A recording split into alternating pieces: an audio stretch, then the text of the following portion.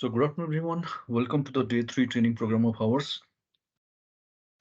So I believe everybody settled down and my audio is also reaching perfectly. Can somebody gives me a heads up?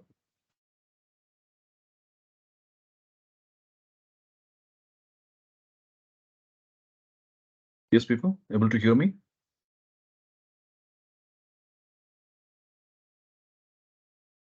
Okay. Thank you so much, Tanmay. Now, go to our sample case studies folder and there is a file called data analysis we are going to discuss today. Okay. So kindly open that file, data analysis.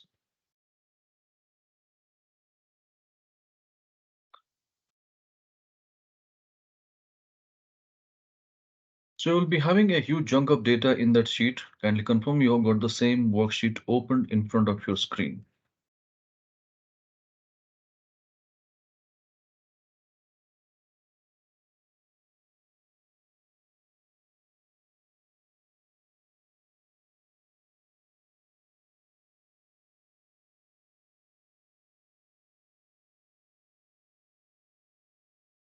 All right.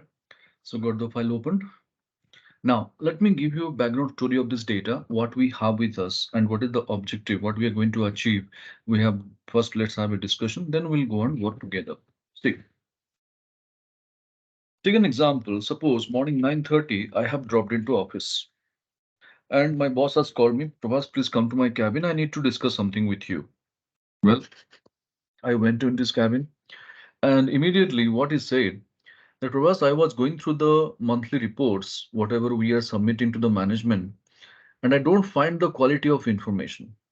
It seems as if some ready-made numbers we have downloaded from our SAP or ERP system, and we are trying to, yeah, and we are trying to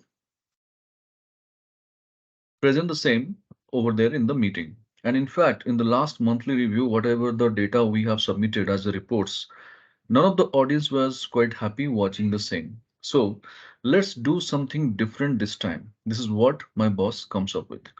Now, what is that to do different this time? So he's telling me, Prabhas, do one thing, get me last 3 years revenue data from our SAP. So I gave my respective T code in my SAP system and I generated a report of last 3 years and it contains near about 1 lakh records. It comes in this format. So what's the format? Like we have got name of the customer, we have got the different product types or categories, and we have got different products list which we produce and sell to our customer. Then salesman we have engaged to generate the revenue. Regions, these are the different regions we export our products. Order date is nothing but the billing date or invoice date. Sales in terms of US dollar, we are making the billing. You can consider INR also, no issues. Year of incurrence of sale, month, quarter, and intermediate channel partners, if any, that list is also available. So it's a huge data if you look at. All right. Now, when I got this data and I showed to him what he's saying, Prabhas, this data is of no use for me. Keep it with you. I just want to have a simple summary out of this. What is that? During the last 3 years, how much business we have made and what are the products we have sold. I want to have a simple summary out of that. I repeat, whatever the products we have sold to our customers during the last 3 years, how much revenue we have made, my boss wants to have a simple report. So in this case, if this is the need, if this is the ask, if you were in my place, what would be your first move? What you would be doing on this?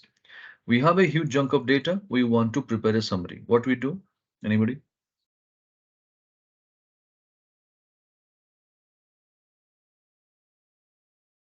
Yes? Tanmay, Rahul, Ranjana, Mukesh, anybody? Can we create a pivot and show him last 3 years sales data? Right. Absolutely. The first thing it comes to our mind is called pivot table or pivot table. So we have been using the same, or you might be using the for the first time. That's not a case over here we are going to discuss. But yes, the tool which comes to our mind is pivot table. Well, that's fine. I'm not denying about it. But what is the mistake we do?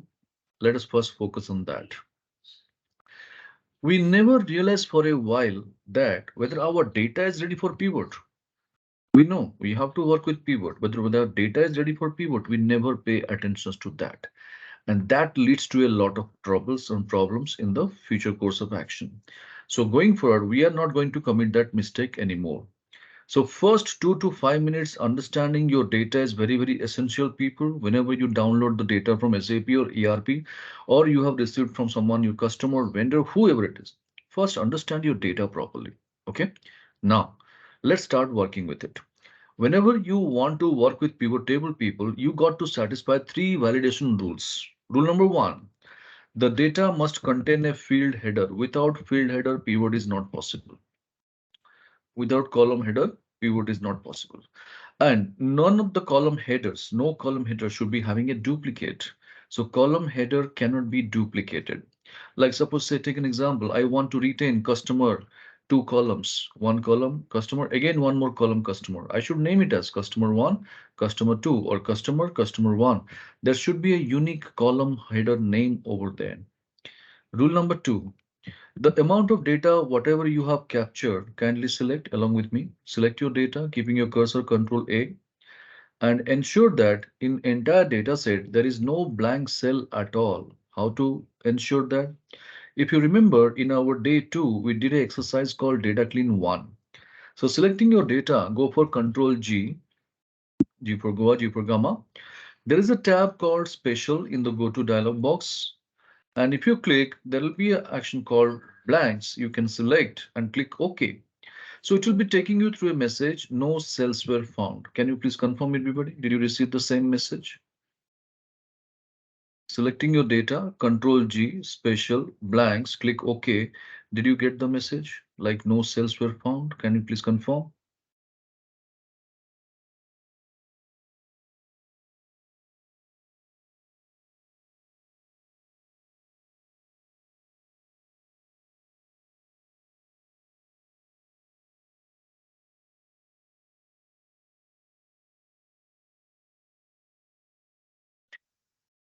Fine. Now, once you have done with this over here, uh, okay. So Mukesh, what's your status? Dibyam, Rahul, did you get this message? When you select your data, Control G, special, click blanks, click OK. Did you get this message? No cells were found? All right, so kindly confirm, because that's how we are going to work, as I told you, so that we can effectively utilize the window time. And whenever I'm asking a question, I'm seeking a support from your side also. So kindly respond to my questions. All right, so thank you so much for your response, people. So now rule number 2 is clear. Rule number 3, ensure that no column has the merged data, because most of the time what it happens, people, we consider multiple cells and we combine them and we merge them and we just go for typing a header or text to that. That's meant for display, not for the calculations, because most of our Excel functionalities doesn't read your merged data. So it is always better to make a thumb rule that please avoid using the merge cells in any kind of calculations. Now, having said this, our data is ready for next level, no doubt. But as I told you in day 2, whenever you download the data from SAP or ERP system, you will be finding two cases of problems. What is that? Number will not be in number format, date will not be in date format. So these two columns are primarily need to checked whether it is compliant with the right format or not. Data clean 2. So go to our order date. Keep your cursor in the first billing date or invoice date and select the rest. Control Shift down arrow key. Now when you select, now the question is how to confirm my date is there in proper date format. If you remember in day 1 itself, I have told you to convert any format to date format. What was the keyboard shortcut? Anybody? Quickly. To convert any format to date format.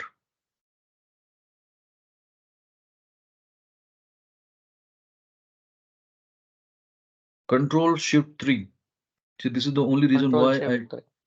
yeah, this is the only reason why I asked you to practice well before stepping into the day 3, because all these things are needed. Anyway, so Control Shift 3, when you press together, can you see the respective changes are happening in the date column and my date is in proper readable format? So this is a simple message that our date is in proper date format, and that's the reason why the said changes are happening and we are confirmed. Fine. Now keep your cursor into the next column, that is billing column, sales USD. Keep your cursor in the first billing amount or invoice amount, select the rest. Now the question is to confirm whether my numbers are there in proper number format. The best option, as I told you, to convert any format to number format. Day one, day two as well, we have discussed. What is the keyboard shortcut? Control Shift 1. Control Shift 1 to convert any format to number format. Can you see decimals are applying, post decimal two characters and before decimal comma separators, all these things changes are happening? Yes. So since these changes are happening, my number is there in proper number format. But post decimal, we have got 00 characters, which is not playing actually role any value. So let's remove the same. Why unnecessarily we'll be increasing the formula length or our cell characters length over here? So what you can do, how to remove, you can go for decrease decimal, going to home, whatever the operations you do, else the keyboard shortcut Alt H9 over there, you can go for it. So this is how we have understood what are the columns we need to really focus it and just confirm that it is complied with the right format as per the data clean 2 procedure, whatever we discussed in our day 2. All right. Hope this is clear. Order date and sales USD, how to check. We got the basic understanding. Any difficulties? Prabhas, with Alt H9, do I need to do twice to remove both the zeros after the decimal point? Obviously, because while you're doing manually also, one Mm-hmm. tap, one zero will be removed. Again, one more Okay. tap, one more zero will be removed. Similarly, just to remove one zero from the decimal side, you have to go for Alt H9, only one zero. Again, if you want to repeat, Alt H9. Okay. Yeah. Now, once we have done with this over here, people, stay focused on the data, please, on my screen. If you look at our order date and year and month, can you see some problem? I have highlighted the data. You can see what is the problem you identify.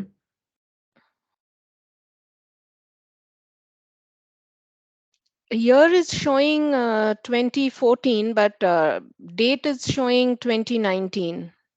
That is one. And one more month also, if you look at in the date column, month is showing January, but in the month column, it is December. So technically, it is not possible, isn't it?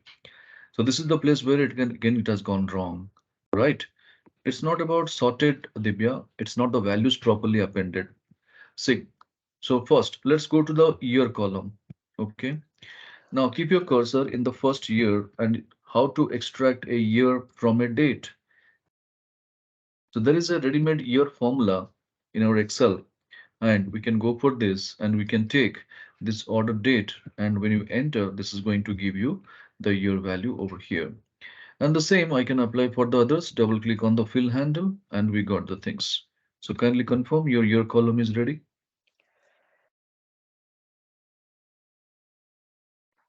Yes, sir. Right.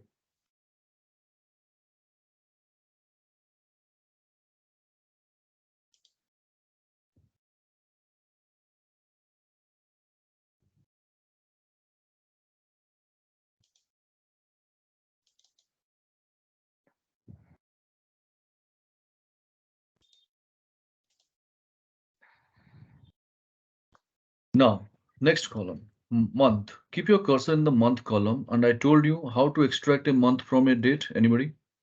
In day one, we have already discussed. Going to text formula.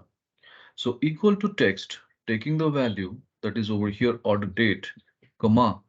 It demands me the format text. So format text, what is the date format we are following? We discussed also in day one, DDMMYY or MMDDYY. And what is the role of D? Stands for day, M stands for month, Y stands for year. So we are not going to discuss anything about our day and year category. We have to focus with the month only. So within two double inverted quotes, type 4 M's so that we can get the complete string of the month. If you go for 3 M's, only first three characters of the month name you will be getting. Now bracket close, formula is ready. The same we can apply for the others also. So this is how we have understood how to check our month column and we have rectified that too. All right, is it happening? Text formula, is it working?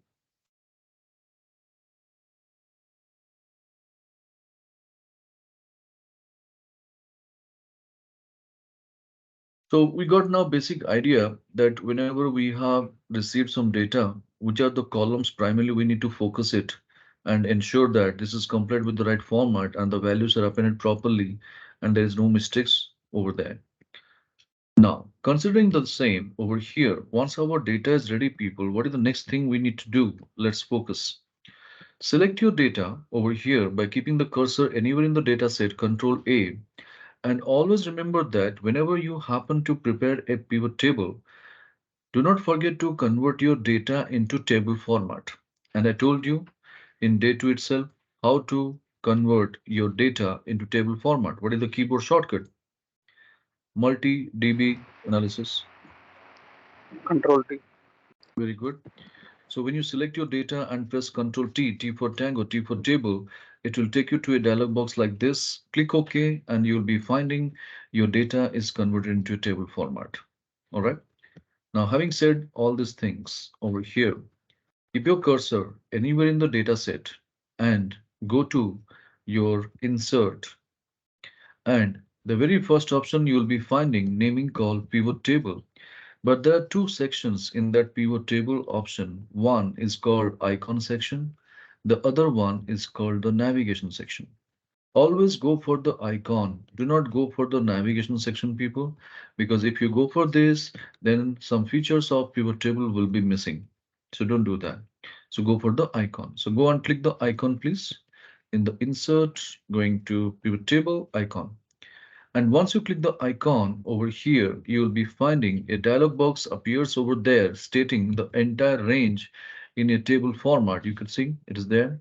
And it is showing where you want to place your data in a new worksheet. Yes, it's always better to present your data in a new worksheet so that the presentation will be neat and clean and people would love to see your report. Now, having said this, click OK and you'll be finding a blank sheet is generated in the same workbook, and towards the left side you will be finding a small box is there over here, and this is the place where you are going to get your pivot table report generated.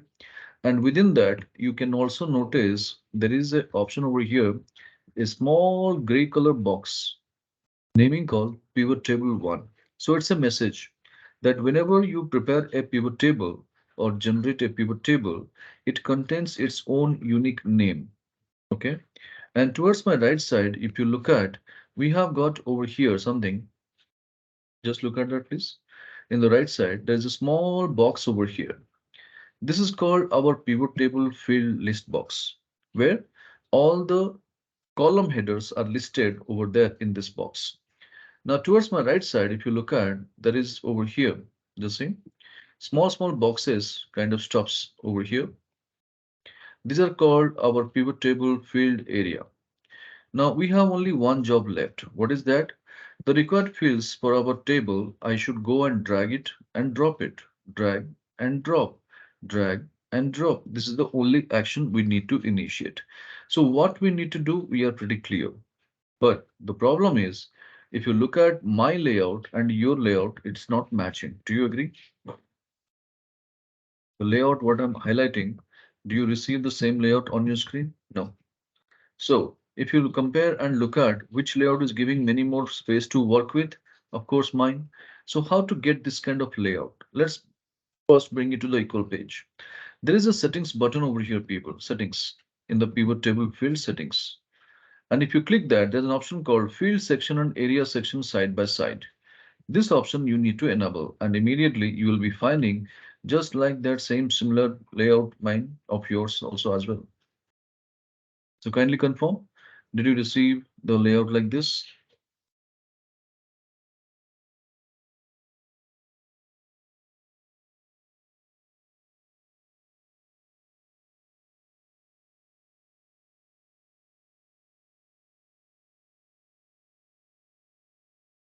All right.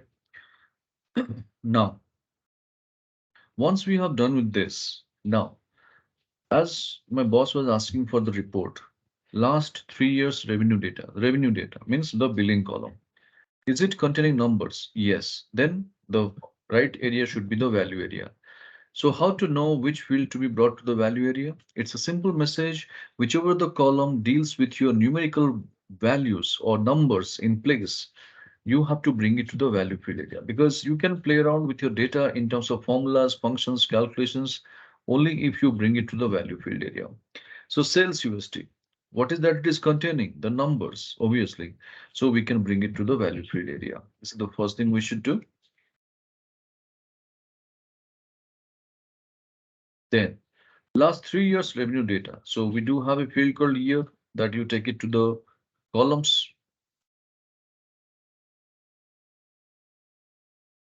Now, once we receive the same 3 years data, but based on what? Based on the products.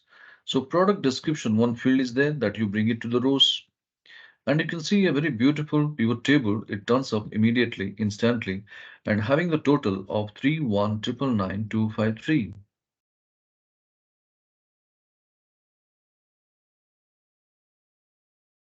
All of you got the same total? 3199253. Now, once you have received the same, though our data is ready, people, but we cannot dispatch this data to the next level. Reason, there are certain things, as I told you since day one, always be careful about your presentation because that makes you different all the time. So this pivot table, if you look at the look and feel is not so great. So how to make it better?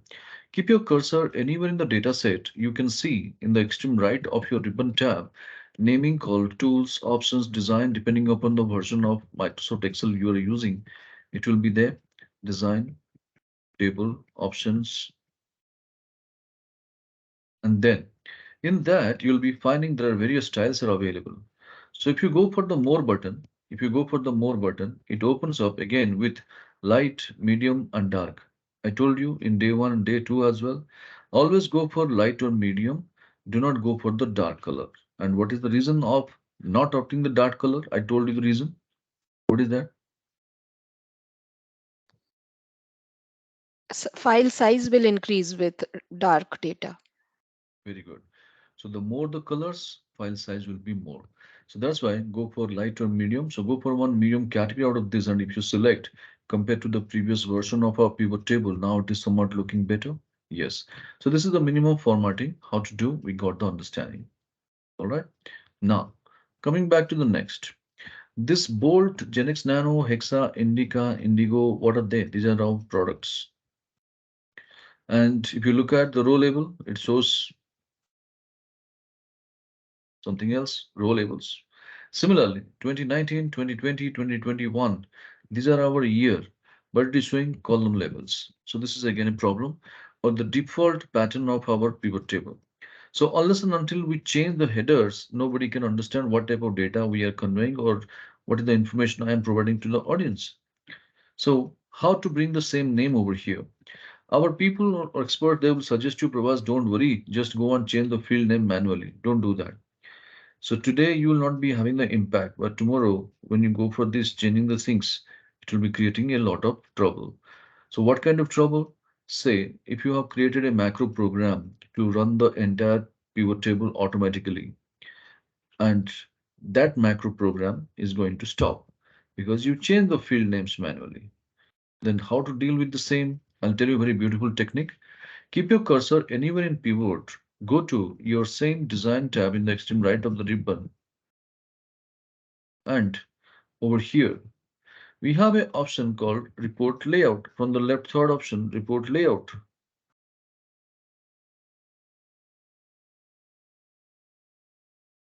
All right. So here, go for show in tabular form. So when you go for show in tabular form with immediate effect, you will be finding the entire field name as it is from product description. It appears here also it appears. So this is what the minimum formatting, how to do. We got the basic understanding. Now, coming to the next, what happens over here? If you remember, I told you since day one again that when you present your data as it is, nobody likes it. Nowadays, the audience is having a different level of expectation. And what they expect that when you're presenting your data, ensure that it is a telling a beautiful story to the audience. So, how to present it then in a storytelling format? Keep your cursor in grand total column in any cell, grand total column in any cell of the grand total. Then right click on that and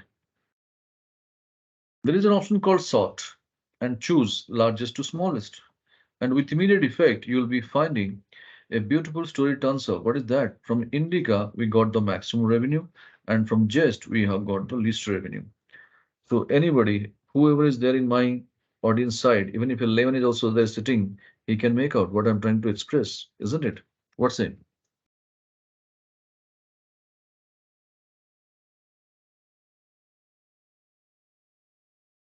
So this is how people we have successfully created our first pivot table from a data junk, understanding the basic rules or principles of pivot table, how to prepare, what are the necessary formattings to be This done. sorting, how it was done, Prabhas? I missed the screenshot.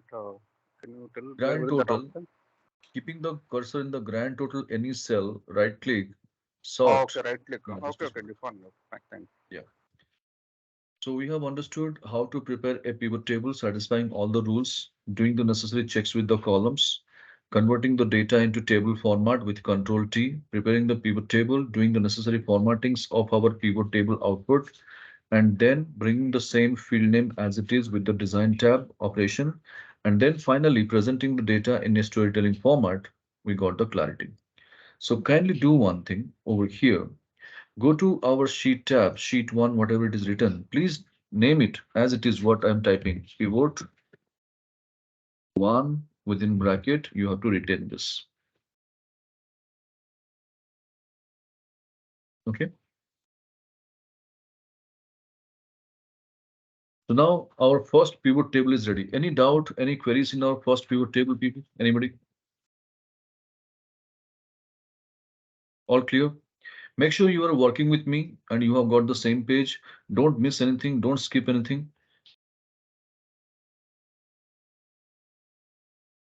So can I take that pivot one, whatever we discussed, everything is clear. There is no queries.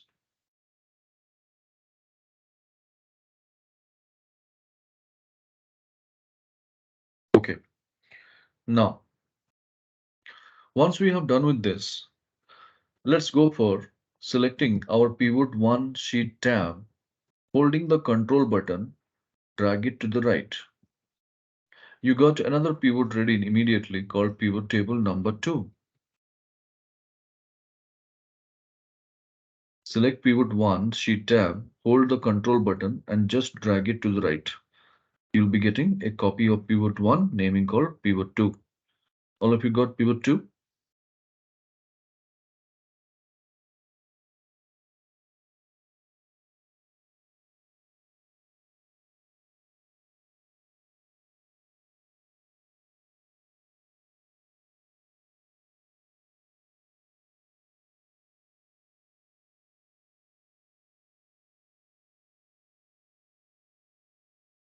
Now, once it is done, let's go to the pivot table number two. And yes, Mukesh, you can select pivot one sheet tab and holding the control button, drag it to the right.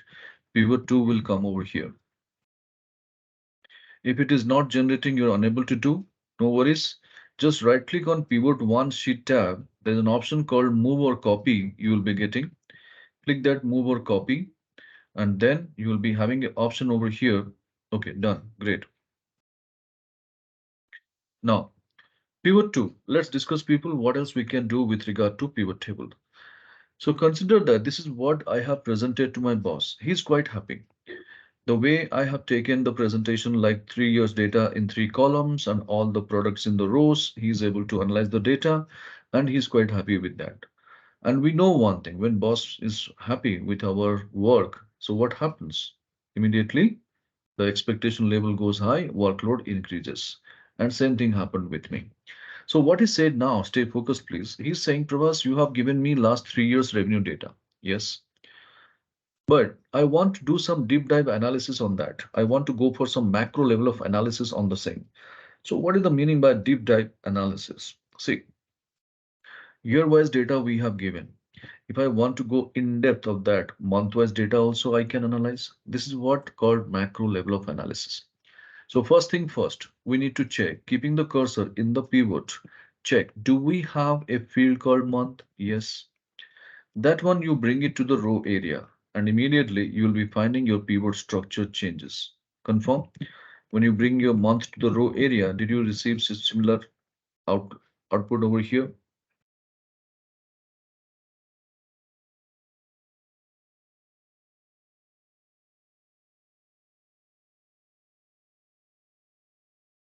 Right?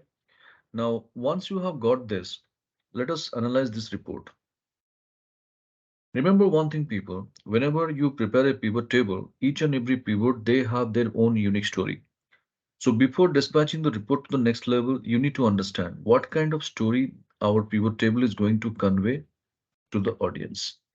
See, last 3 years revenue data, boss had demanded me. Did I give it? Yes.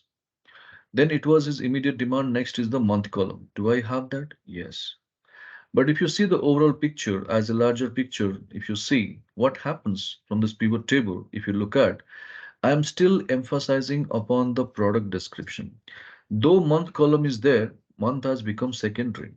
And my boss has never emphasized upon the product description column, right? He was emphasizing upon the month column. So this report, though we have got the information, but this is not up to the mark. So how to precisely present it? Just go to your row area. What is the first field we have? Product description. That one you bring it below to the month and see the beauty. The entire pivot structure changes. And did you receive the report now exactly matching with the requirement? Like last 3 years revenue data with regard to the month. And my boss is going to able to analyze properly. And here the product description, it's no more playing the primary role. It becomes secondary. So this is how a simple interchange of the field, the pivot story changes. So this is how you can work on into live data and you can take different combinations. Now, which combination is exactly giving more yield, more information, you can retain that and send it across. So row level, the changes when you do how the information changes, that's also we have seen now, right? Now, my boss has given the focus on the data area.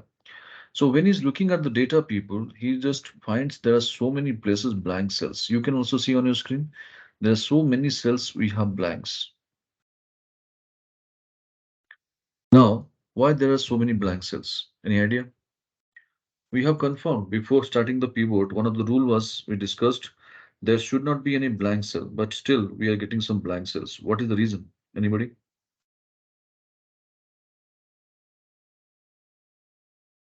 Because there is no data for that particular month for that particular product.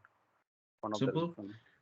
Simple. During the year 2019, if you look at over here, with regard to product called Jest, in the month of January, we have never raised a single invoice. We have never sold that product to anybody. So since that is the reason why we are getting this option blank.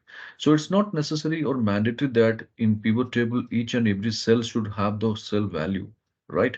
So this is what we have understood because we are dealing with the data.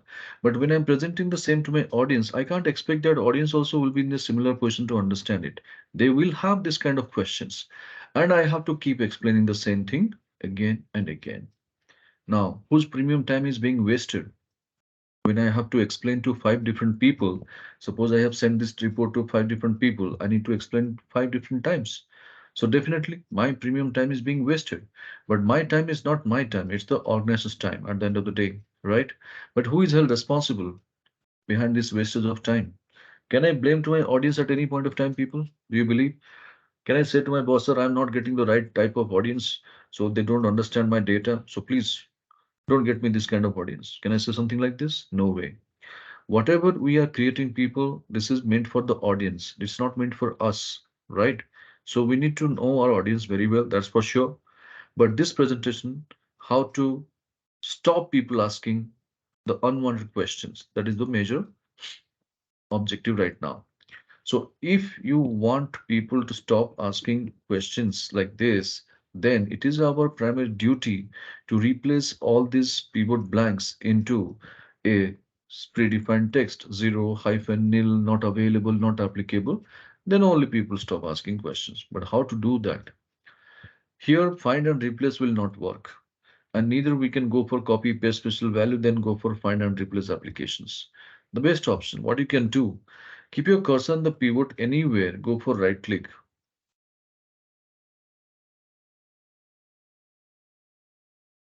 From the bottom, second option, you will be finding pivot table options.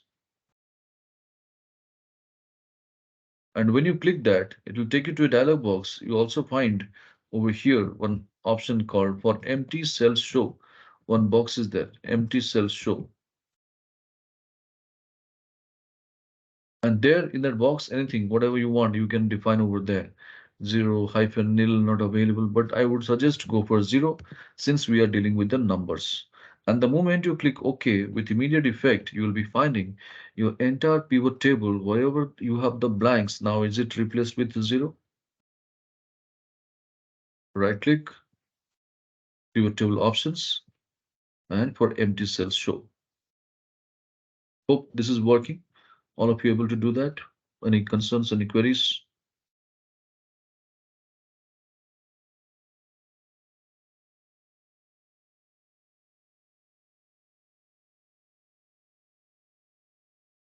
Now, once we have done with this, then my boss started analyzing this report. Just see, watch my screen, no need to do anything. He has started reading the data, just explanation, something like that. And the moment he has reached to the last product, Tiago, he is unable to make out which month that data pertaining to. Again, he has to look back. Then only he realizes this is of January month. And this is the way my boss is not comfortable reading the data. So what he's saying now, he's telling Prabhas, why don't you do something with the month column? Why don't you just populate the month name with the rest of the blank cells over there so that any row item I'm dealing with, I can come to know what is my objective and how much the value we have attained in that particular month, anything I want to make out. I don't need to go and look back all the time to find out the month details. This is what my boss is expecting. So if you remember, we discussed something in our day two called data fill. So with regular intervals, we have got some blank cells in place and we had replaced the same with the respective cell value. But we had a long procedure for that, selecting the data, control G, special, blanks, then equal to previous cell, control enter, the lot of things we did. Since that was in the normal Excel workbook. But right now we are working with pivot table. This job is very easy. How? I'll tell you. There's again a beautiful information, people. Keep your cursor anywhere in pivot table. Go to design tab and same report layout from the left third option, if you see. And then over here, you'll be finding an option called repeat all item labels. And when you click that, see the beauty?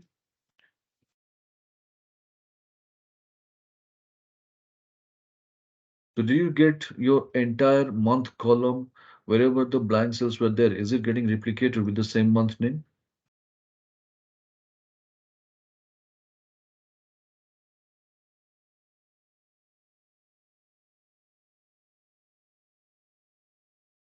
So this is what the story of our pivot two people. How to take more than one field and populate in our pivot, and if there is a need, how to change the field details and turn up a different story, how to deal with your blind cells and replace the same with zero, and what is the purpose of repeat all item labels, how to execute that. Those things also we are clear with it. So any doubt, any queries in our pivot table number two, anybody?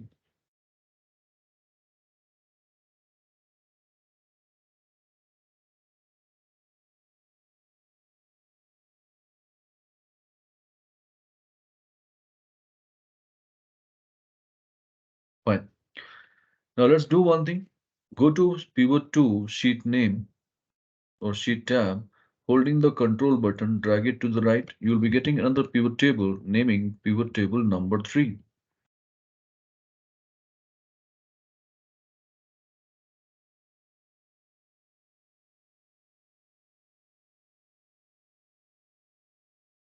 Right? Pivot 3 is ready, people.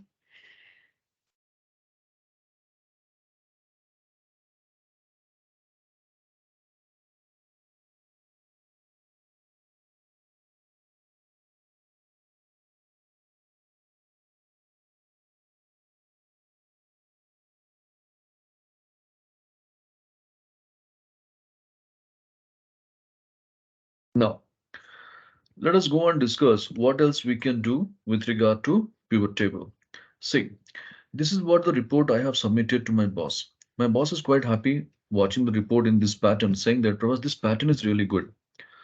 Taking last 3 years revenue data in 3 columns, month-wise analysis, I can do that, but I am done with the product. I am no more looking for the data based on the product related analysis. What I want to do is I want to do the same analysis, but that should be based on the customer. So basically, what it is not needed is the product description. What my boss is expecting is the customer. So do I have a field called customer? Yes. Take that to the row area and your layout will remain the same. All these 3 years data in 3 columns and month in another column. Now it is based on the customer. So kindly confirm you got your customer ready in our column B in place of product description. And who is our first customer? Can you please confirm?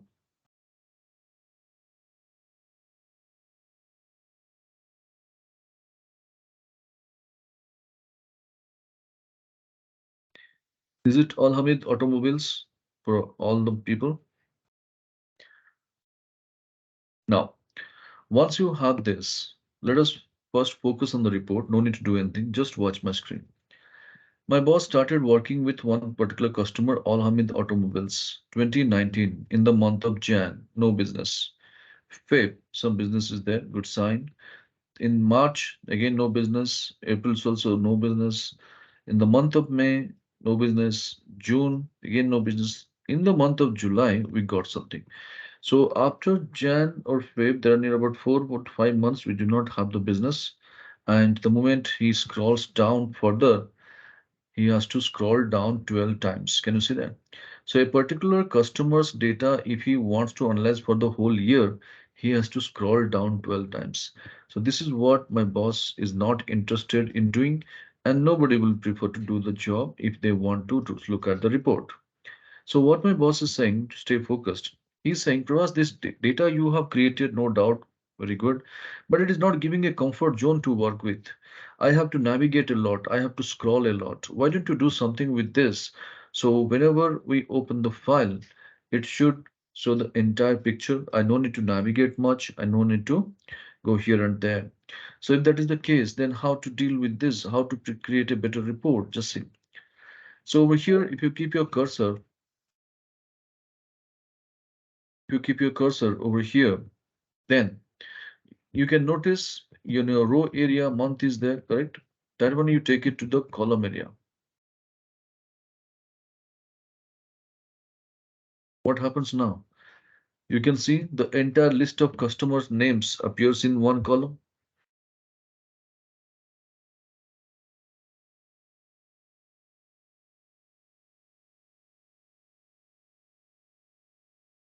But imagine how many columns you have landed up with. Total, if you look at the status bar, total 41 columns. Now suppose say my boss asked me, Pravas, get me a printout while coming to my cabin. How will I take a printout? If I take a printout in A4 sheet paper, we know we can go for fit to page and it will be fitting to exactly the A4 sheet size. But do you think that the font size will be in a readable format? Not at all. It's very, very minute level, macro level, the font size will be. And do you expect that I should go along with a magnifying glass to my boss and I will hand over both the things, A4 sheet and magnifying glass? I will tell, sir, you please help yourself. Can I say something like that? So this is not the right way, basically, that we have understood. So how to present it effectively? Just see. In our column B, people, you will be finding a 2019 one cell is there, column B. Yep. So you have to select that cell. No need to click anywhere. Just select that cell. Right click on that.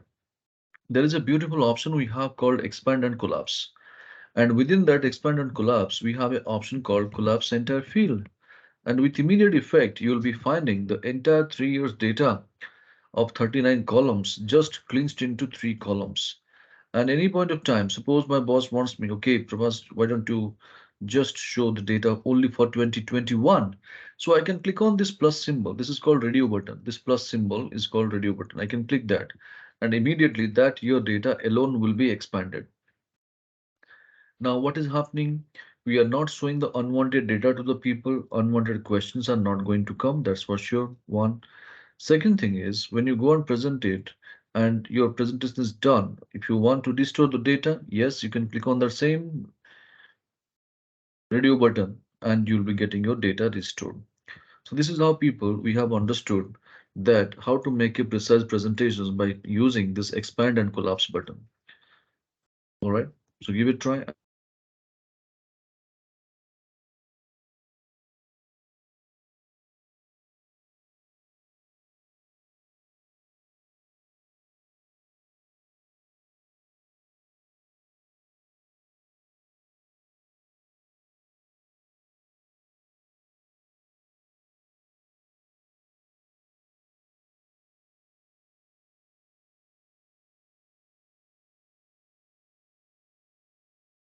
Now, expand and collapse. It's something available in the right click. Anybody can do that. Don't you think so? Yes or no? Do you think that we did some extraordinary stuffs over here? No. Options or features are there. Only thing is we were not aware of that, how to utilize. So we did now. We learned that.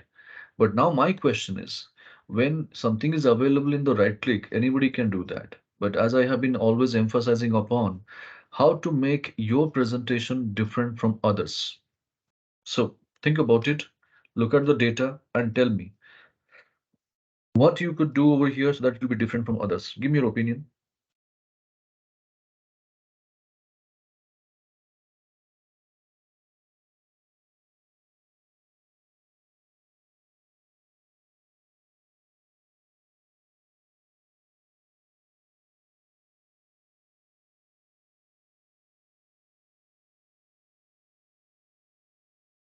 Slicers, Mukesh. We slicers over here. Okay, slicers means some additional information or additional columns you want to add it. With this, don't bring many more data over here. With this, what you can do, I'm talking about that. Don't bring any other columns and all because slicers, if you want to use some other columns, we are going to use it over here. I don't want any other further information, but this data alone, how to make it more informative. Yes, anybody else? Did you remember in day two, we discussed something, the last topic? What was that? Do you remember we discussed something about data visualization, like taking our data bars, sparklines, icons, people graph, all these things we discussed? Able to recall?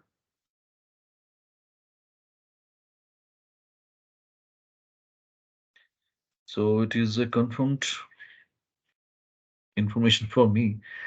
You guys never practiced. Am I right? This is the only reason why I was telling you people practice well. Anyway, so here to give a add-on to the data to make it more informative people, okay, we are going to add some visualizations. Okay, what you can do, start working with me. Keep your cursor next to the grand total cell and name it as visual. And to give a feel that this is the property of pivot table, keep your cursor in the grand total cell and go to the home tab. We have an option called format painter, you can see. So click on that paintbrush kind of icon and then come back to your visual cell and click it.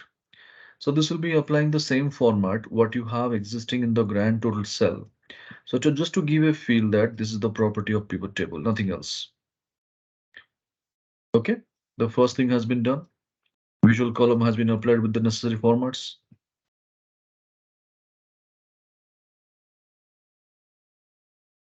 Now go to our first customer and choose the last 3 years data. Don't select the grand total, only last 3 years data. Say Al Hamid Automobiles is the first customer. Last 3 years data we got selected. Fine. Now go to insert. You'll be finding a beautiful option called Sparklines group, and within that three different types of sparklines are there: line, Column, we know loss. In day two, we discussed about the column, correct? Now today we are going to discuss something called line. Let's go for it. So select this line option, and when you go for it, what will be happening over here? This will be demanding, right? So this will be demanding me, where is your data? Data is already selected. Now location, where do you want to present it? In the visual column, first cell. So when I select my visual column first cell and click OK, you can see more or less a line graph kind of option will be created. And along with that, in extreme right, one tab also will be activated, naming called Sparkline, tools, options, depending upon the version of Microsoft Excel. And there is an option called markers. You do have click on the markers. If you just choose that markers option, you can see in the line graph, there are 3 pointers also added. Okay. Now the same we can apply for the other rest of the customers and see the beauty.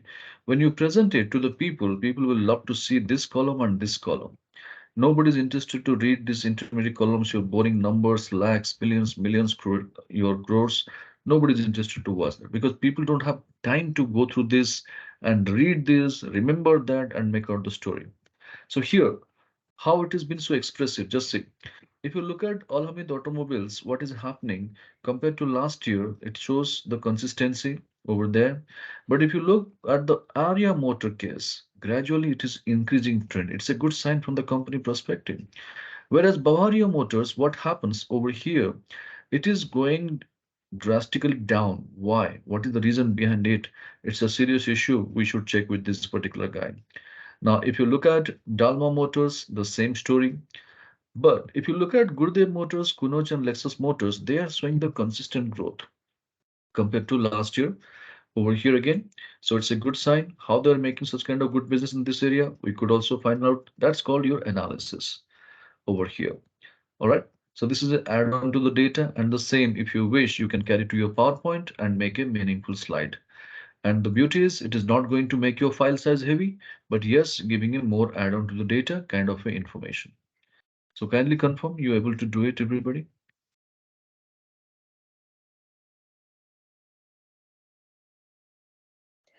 Prabhas, how to apply to all the other cells? Is it control enter or do I use the No, no, fill no, no. handle? You have to go to fill handle and drag it. Don't use Drag control. it. Okay, Yes. okay.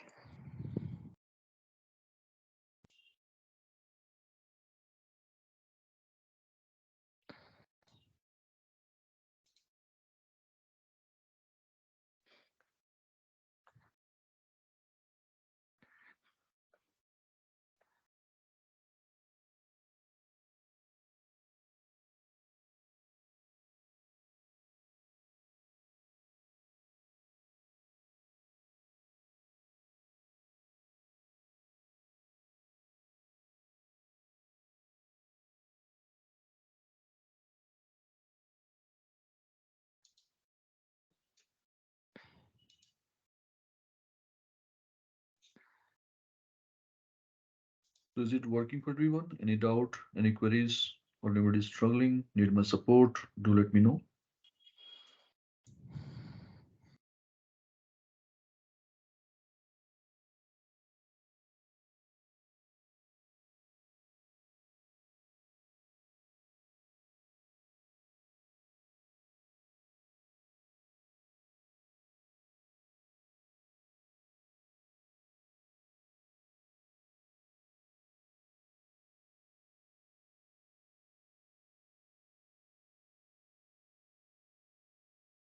All right.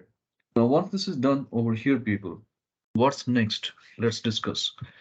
So keeping your cursor in pivot 3, sheet tab, holding the control button, drag it to the right. So we got another pivot ready, naming called pivot table number 4. And this visual is not playing any role. You can select the entire visual column and go for control minus.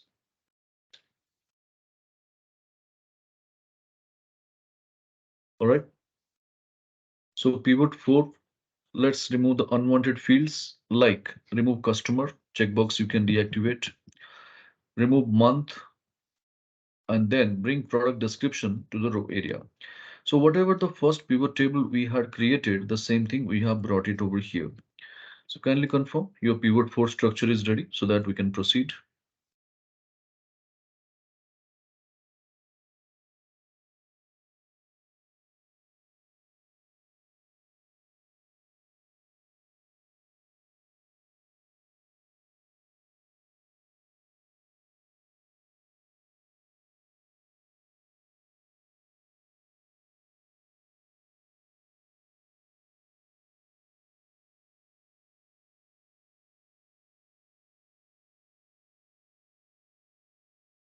Now, once we have done with this, let's discuss what else we can do with regard to pivot. Stay focused with the ask, please. This is what I have presented to my boss. My boss is watching the data and he's telling me, Prabhas, you have given me last 3 years revenue data. That's fine. But what I want to know is to generate this much of revenue, how much incentives we have paid. So my boss wants to analyze revenue versus incentives side by side or adjacent columns. He wants to analyze the report. So first thing first, in the corporate, whom we pay the incentive? Anybody?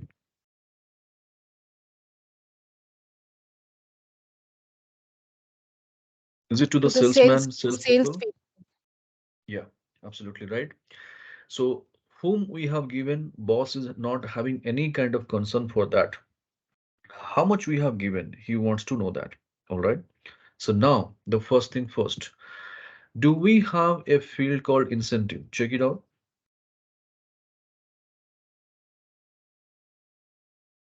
In our column headers list or pivot table field list box, do you feel that you have a field called incentive? No. So here 7 to 8 you can manually check. Suppose I have got multiple fields, say 70, 80 or 100 fields. The better option, there is a search box over here. You can always select over here, okay, and you can check incentives. So you can just type first key letters incentives. No matches means that there is no data over here. So we have a problem now. We do not have the data with us. Okay, keep that things on hold.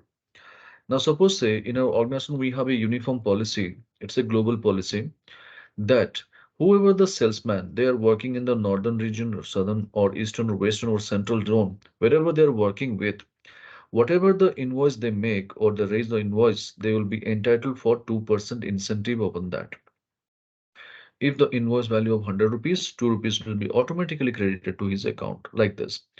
So if that is the case, now how to deal with? So first problem, we do not have the data, but we know how to compute it. If that is the case, what is the choice we have? So since we do not have the data, we do have a choice. We can go back to the source data sheet that is called summary table. We can create our data over there. So what is the last column in summary table? Channel partners. Everyone must be having the same. Keep your cursor next to that and type the column name called incentive. And the moment you hit enter, can you see with immediate effect, same formatting is being carried forward to the next column. And this is happening because we have converted our data into table, right? Now, coming back to the formula, as we discussed, what should be the formula for incentive calculation? 2% on the billing column. So equal to billing column is sales USD. It will take its own formatting. This is what we have already discussed in day one itself.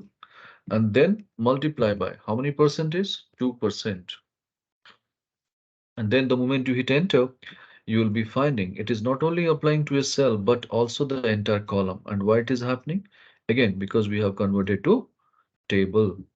So hope you got your incentive column ready. Could you please confirm?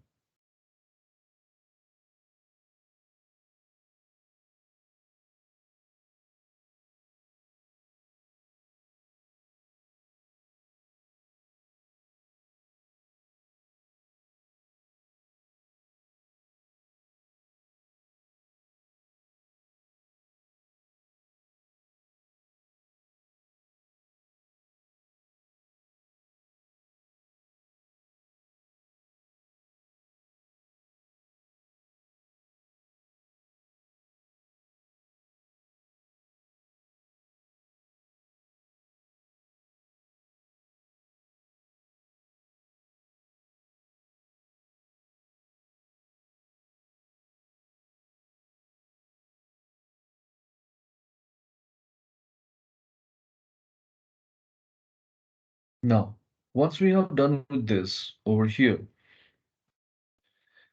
we have done all these things in our source data, isn't it? But where to bring to the pivot table? Do you see below the channel partners you have some field called incentive? No. So not to be panicked, keep your cursor in the pivot table. Just go for right click. You have an option called refresh. So when you do refresh automatically, what will be happening? The incentive field is going to be populated in the pivot table field list box. And we know incentive, what type of data it is holding? Numerical. So what is the right field area to place with? Value. So bring incentive and populate in the value area and see the beauty. With immediate effect, you will be finding one incentive column will be ready. Along with that, the year-wise incentive, if you see also, it is being populated. So this is how people we have understood when there is no data over here available, we have always a choice to go back to the source data sheet, create a new data and bring it the same to pivot, and with right click refresh, how it is getting populated because we have converted our data into table. That's why when you append a new column or new row items in the bottom side, everything can be updated in your pivot with a simple right click refresh. Whereas in earlier case, what we used to do, since we were not getting the real-time update, we had to go for change data source each and every time whenever there is a change in the data. So there is no such kind of problems right now anymore, and we have overcome that because of format as table. So now can you realize how the format as table option is very, very essential in our routine activities? What's say?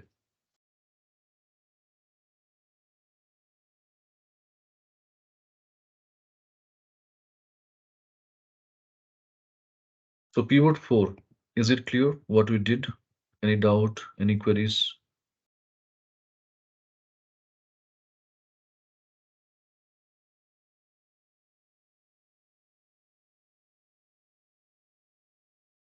Fine.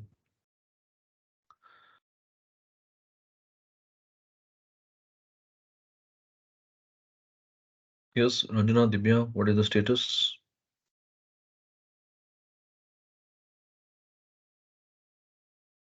Great. Now, once we have done with this, select your Pivot 4 sheet tab, holding the control button, drag it to the right, Pivot 5 will come. Now let us discuss what else we can do with regard to pivot table number 5. So our incentive work is over, we can deactivate that field. Incentive work is over, we can deactivate that field. Now let's discuss what else we can do. Now suppose say my boss is done with that incentive and he thanked me, Pravas, you have really made my job easy. I'm able to analyze the data properly, but I'm done with incentive. I'm no more interested watching incentive over here. What I want to know is, while making this much of billings or while generating these invoices, how much discounts we have given to our customers. I want to know that. So again, what my boss is expecting, the billing column versus discount column, adjacent column he wants to look into so that he can analyze that. Okay. Now, first thing first, do we have a field called discount? Check it out. Do we have a field called discount? No. So again, our problem starts. Hold it, no problem. Like incentive, in our organization, we have a uniform policy that whatever the billings we make, though the customer gives a bulk order or a small quantity order, whatever it is, everyone is entitled for 5% discount. So uniformly, we give 5% discounts to everyone. If that is the case, then how to deal with?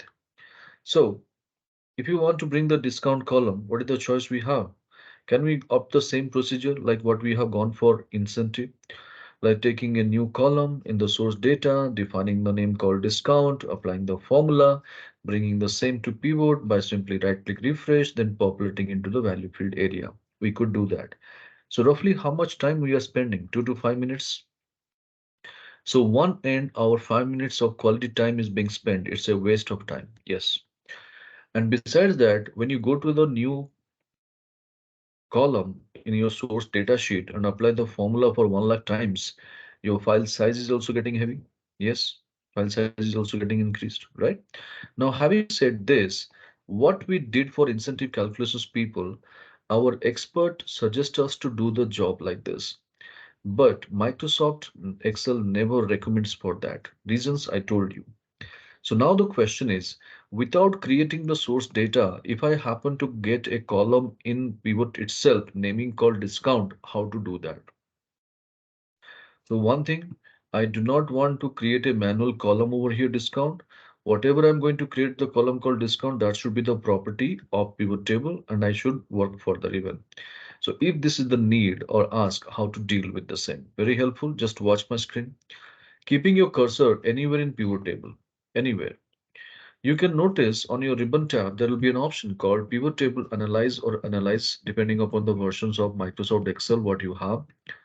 And when you go to that particular tab, you'll be finding there is a group called calculations. Within that, fields, items, and sets is there. Fields, items, and sets.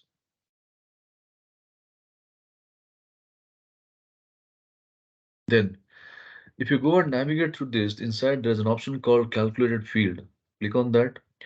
And when you click that calculate field, it will take you to a dialog box asking what is that name of the newly added field. Should be discount. Then formula, whatever it is written in that box, please delete it because we are going to design our own formula. Hence, delete everything, including equal to, delete everything, make it completely blank. And then formula for discount calculations, what we discussed that it should be 5% on the billing column. So billing column is nothing but sales USD. Is it there in the field list box? Yes, double click on that. And when you go for double click, that will be immediately embedded in the formula box. Then what is the percentage? 5%. Multiply by 5%. And the moment you do the same, immediately click OK. You will be getting a newly added field over here, naming called discount. Along with that, the year-wise discounts also, you will be getting it over here. And see, automatically this field has gone to the value field area. So this is your virtual field or calculated field, and you can create n number of fields like this. There is no restrictions.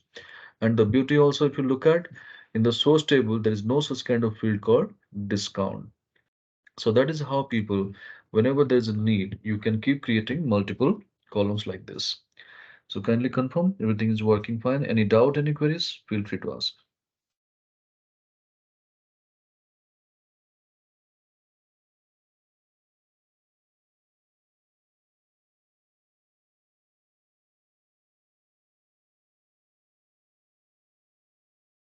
So can you please repeat starting point, Yeah, starting 2 3 minutes? you can share your screen, no problem.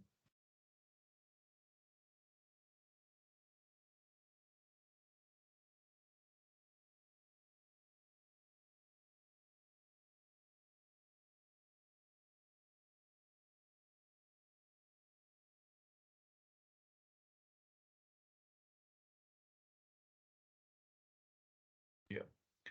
So you keep a cursor in the pivot table, that's fine. Your fields are missing. So right click on that pivot table, right click, show show field list. Okay, pivot table field lists are missing. Where it doesn't find it's showing. Fine, okay. Escape. Go for escape.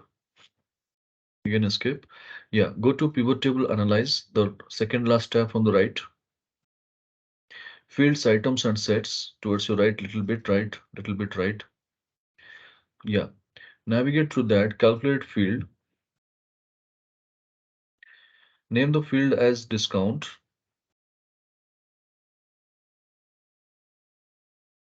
and formula bar, remove everything, whatever you have. Then go for fields name sales USD, double click, sales USD, double click, then multiply 5% and enter or click OK, right? Fine. So I'm taking the control back on the screen, people, and I believe everybody is clear with that in our pivot 5 story, whatever we did. Any questions?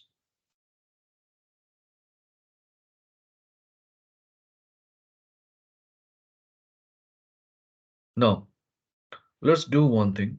Select Pivot 5 Sheet tab, holding the Control button, drag it to the right. You'll be getting one more pivot, naming called Pivot Table number 6. And our discount work is over. You can deactivate that.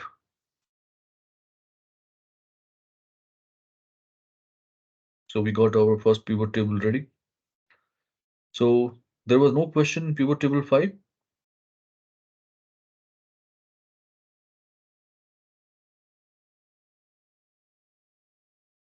You should have a question, people. I was expecting. You should have asked me. Okay, since you did not ask, I'm asking now. Say, take an example. You have done with this procedure. Later, you realize that I did not define my discount percentage properly. Or later say, management has decided that we are giving maximum discount, so please reduce the discount percentage. So if I need to change my discount value, how will I change that? Do I need to recreate the entire process or can I go and edit my existing field called discount? The better option, you should go for editing. But how to do that? Same procedure. Keeping your cursor in the pivot, go to the pivot table analyze or analyze, then fields, items and sets. Within that, calculated field. And here, what you need to do, the drop down against the name column, the drop down is there. This will show the list of calculate fields, whatever you have designed or generated. Now, whichever the field you want to edit, go for discount. Now, suppose I don't want to go for 5%, my management decided to go for 4%. So I can just change it to 4. And remember, just go and click the modify button. Don't click the OK button. Because if you go for OK, another field will generate. I don't want that. So go for modify, then click OK. And with immediate effect, you will see your discount values will be changing. So this is how people we have understood how to insert a new calculate field and how to edit that field over there any point of time. Hope it's clear.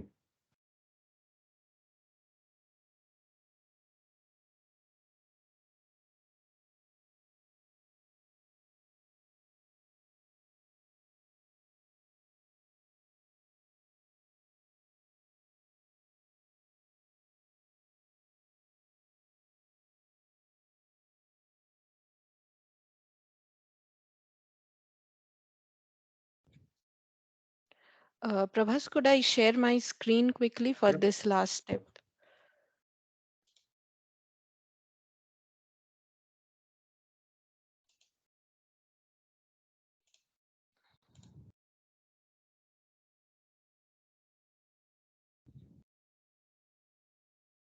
Is my screen visible? Yeah, I can see that. So I came back to pivot 5. I want to change the discount rate. Hmm. To go to the same thing, going to fields, items and sets in the pivot table analyze fields, items and sets. Yeah, I'm inside calculated field. Okay, so you have not shared your entire screen, I guess. It is just a window you have shared. Okay, I'm resharing No then. problem, no problem, no problem, no problem. You just follow my audio. Uh, in that field, name is showing, the first field name is showing as name, the criteria.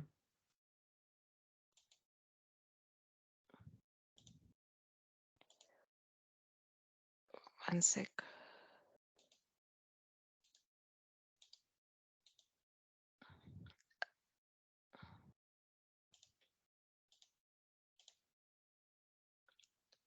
Yes, In the name, in the extreme right, can you see a drop down?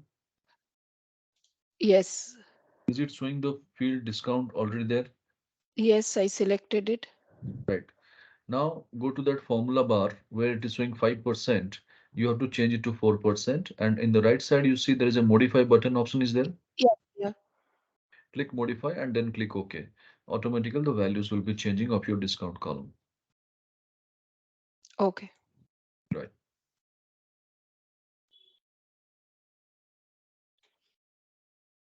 Fine. So I'm taking the control back on the screen. And this is how we have completed our pivot table number 5. Now let's proceed to pivot table number 6. So here, let me take you through some more beautiful concepts of a pivot table, like when you want to work with your date related fields in pivot. What is that? Date related fields like your purchase order date, work order date, invoice date, date of joining. If such kind of date fields are there, then how to deal with the same. All right. So first of all, let's do one thing. Remove the unwanted fields like product description. You can make it off. Year, you can make it off. Okay.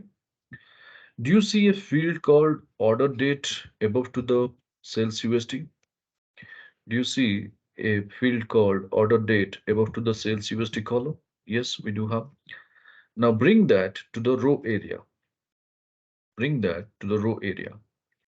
So this will show you some structure like this on my screen. The way I'm getting, you will be also getting the same, unless you are there in 2030.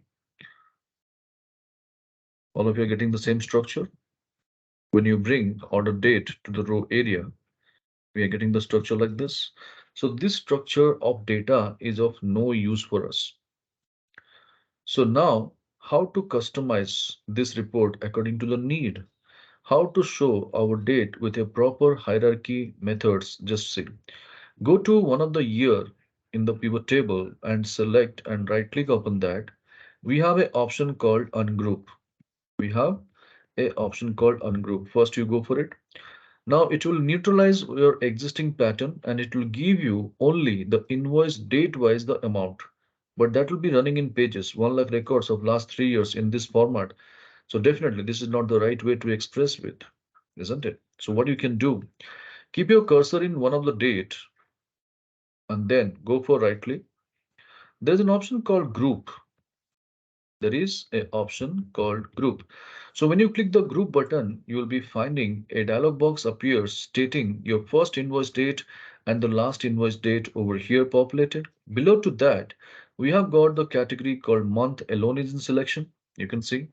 So along with that, make sure your selection is there in the years also. And once you do the same and click OK, with immediate effect, you see a proper hierarchy of report like year wise, month wise, whatever the revenue you are able to see, right?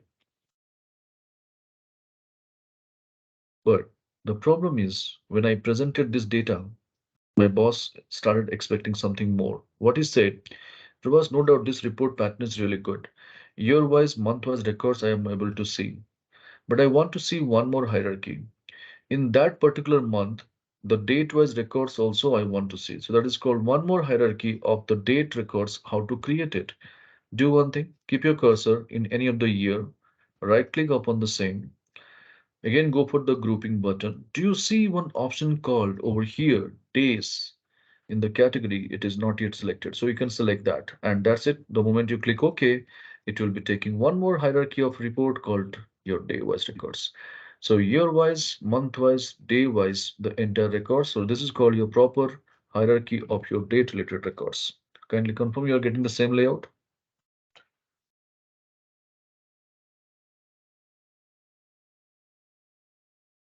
Prabhas, actually, my screen got stopped in between. I could not follow. Can I share my screen now?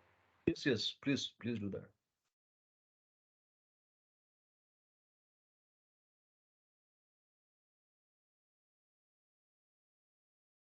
You're able to see the screen? Yeah. So what to do in between? I lost actually. No, no, remove that year first. Year first from the rows. Hmm. Okay, Take sales USD to the value area. okay. Then take order date to the rows. Order date to the rows. Right. So you'll be getting this pattern, but this pattern is not of any use. So right click on any of the year. Go for Group. ungroup. No, no, no, no. Ungroup first. Ungroup. Okay, Then right click and group.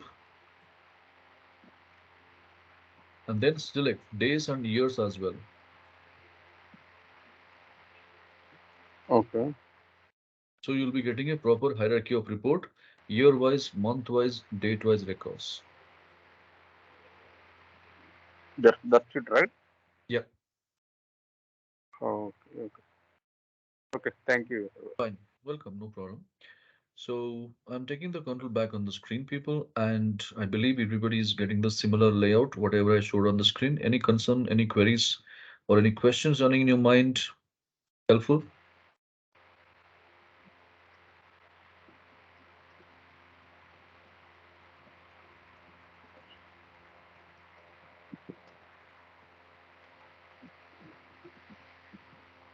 All right.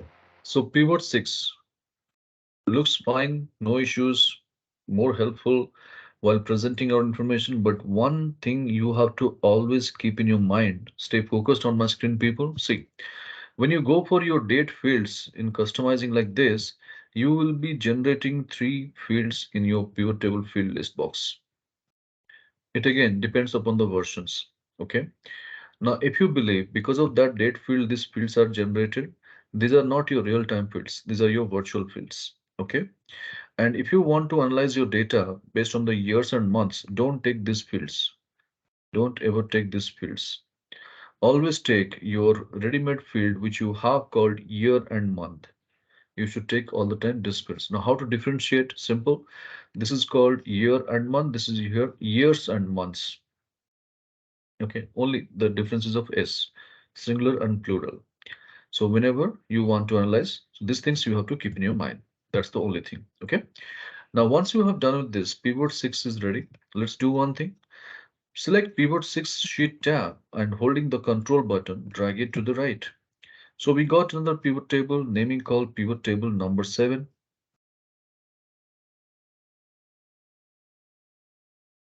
Now our date related fields work is over. So let's remove all the fields, whatever we have,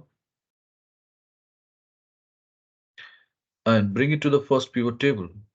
What we dealt with, product description in the rows, year, not years, year in the columns.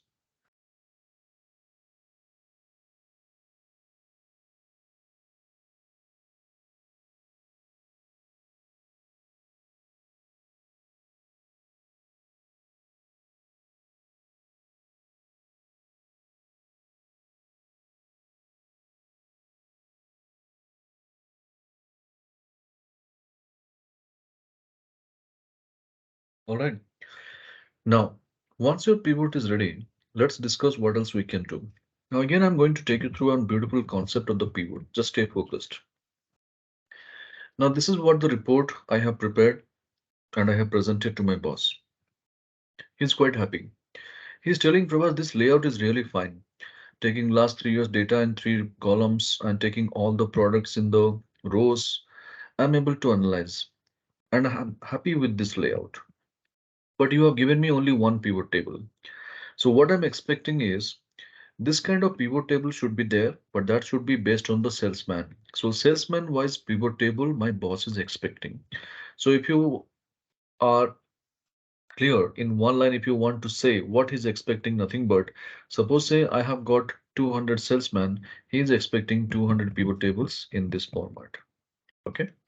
So if that is the ask or if that is the need, how to present it. So first thing first, as we have been developing the practice, we will check, do we have a field called salesman or salesperson? Something is there? Yes. So no need to do anything. Just watch my screen. I am doing on behalf of all. So I will take this salesperson into the suppose row area. My pattern is disturbed. Boss is not happy. I took salespersons to the columns area. Data is there, but salesperson details are missing. Hence, the output is not of any use. Then I took it to the filter area. I'm safe now. I'm quite happy. Patterns remains the same. And above to the pivot also, I could get the field called salesperson. So out of the curiosity, what I say to my boss, sir, if you're looking for multiple pivot table over here, do one thing. Go to that salesperson filter, choose SM1, click OK. Now this entire pivot table is going to be the property of salesman 1. So what you need to do, you need to select the entire pivot table. You need to insert a new worksheet and you have to go and paste it. And this action you have to repeat for number of times depending upon the number of salesmen. This is the kind of expression I have given to my boss. What do you think? He will be happy?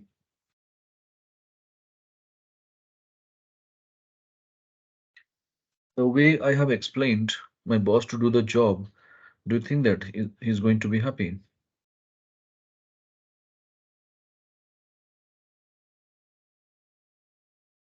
Of course not, isn't it? So what is the reaction? Let us listen that also. Now suppose say this is what I did. My boss listened the whole story And he looked at me, he looked at the data, and he gave a plastic smile. You know, plastic smile, the smile is not natural. And this is quite common in the corporate world, we'll find it, isn't it? And what he's saying, Pravas, I'm really impressed with your smartness. The way you have diverted the entire responsibility towards me, I like that. Now let's do one thing. If I am happen to do your work, then there is no role of yours in this organization. So tomorrow morning when you come to office, please bring your resignation letter with you. I would be happy to sign on that. So this is the kind of reaction my boss gave me. Anybody will do that. So what you have understood from the whole story, that at any point of time, we cannot divert our responsibilities towards our superiors or seniors. Do you agree?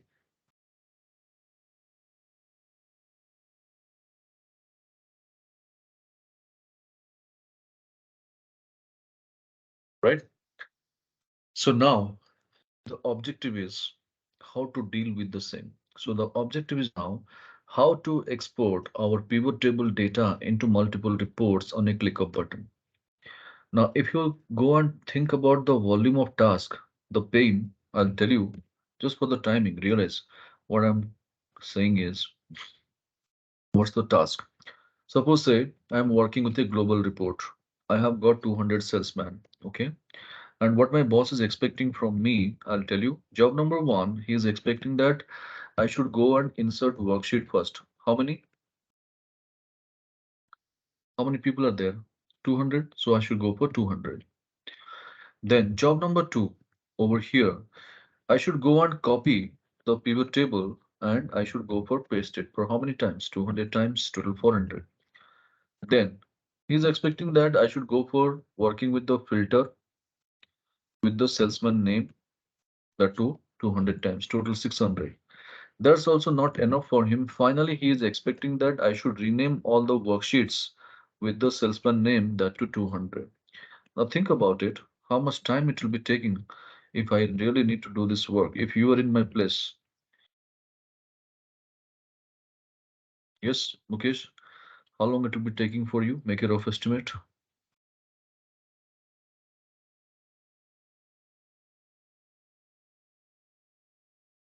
Kumar, what's your opinion if you happen to do this kind of task? It will take, if you do it manually like this, it will take around 3 to 4 hours. But there should be some technique which will take less than 10 minutes. Yeah, that's why we are here. But just imagine this kind of task is given it to you. Minimum 4 to 5 hours. No, that is also not enough. Trust me, even though you take 8 hours, it will not be completed because two human beings to error. And while doing the task, do you believe that you can do it with the same efficiency level, same tempo? Definitely not. And in the meantime, some other works also there. Your boss will be going to assign to that work even. And in the meantime, while working with multiple sheets, sometimes system doesn't support, Excel says not responding, Excel is not working, all these problems are there. So you can't ignore all these things. Having said with all these things, minimum 8 to 10 hours it will be taking time to deliver this entire report. Do you agree? Yes, Now when Prabhas. yeah, when I ask for 10 hours for this, now suppose say Ranjana is my boss. Okay. Ranjana, do you have that much of patience to wait 10 hours to get this executed? No. Not at all. People don't have the patience. What they say, what is there to take 10 hours? Do it in just 2 hours. This is how people demand, people react. So now 10 hours job you anticipate, 2 hours boss is expecting. How to do it? And if you're unable to do, then that leaves a negative impressions in your KRA report. And when your KRA report is negative, that impacts your appraisal form also. Do you all agree?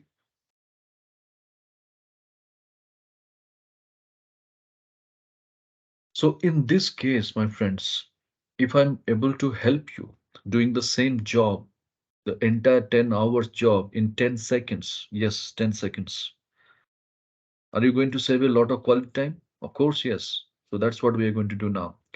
Whenever you happen to export your pivot table report into multiple reports, people just do one thing. First thing first, keep your cursor in the pivot and whichever the field based on which you want multiple reports, that field you bring it to the filter area. This is the first step. Go for it. Bring salesperson in the filter area. Okay. Now, once you have done with this over here, keeping the cursor in pivot, if you see there is a tab called Analyze or Pivot Table Analyze, and within that, the very first options from the left is called Pivot Table Name. It is appearing. And below to Pivot Table Name, you see a Options tab. Don't click the Options tab. Next to Option, can you see a small navigation button kind of stuff is there? Click on that. It opens three multiple options out of this: naming options, show report filter pages, generate get pivot data. Go for the second one. Show report filter pages. And when you click that, a dialog box appears. And is it showing the field called salesperson? Yes. And my boss is also expecting salesperson wise data? Of course, yes. Now click OK. And see the beauty. On your blink of your eyes, your pivot table will start exporting the data into multiple reports. Having the filter selected with the salesman name, pivot table patterns remains the same. And in the sheet tabs, if you look at, it has generated that many sheets, renaming all the salesman name. Can you see how much time you're going to save? So this is called life savior option of our pivot table. Trust me, people, I have seen people literally sitting and doing the copy paste work at the year end. So if you need product wise report, customer wise report, salesman wise report, or anything else based on the field, you can just bring it on a quick notice and you can save it time. All right. So I believe this is working, helpful. Prabhas, Mhm. can you show this once again? Actually, I lost my connectivity for a second. Okay. So keep your cursor, but then okay, do one thing.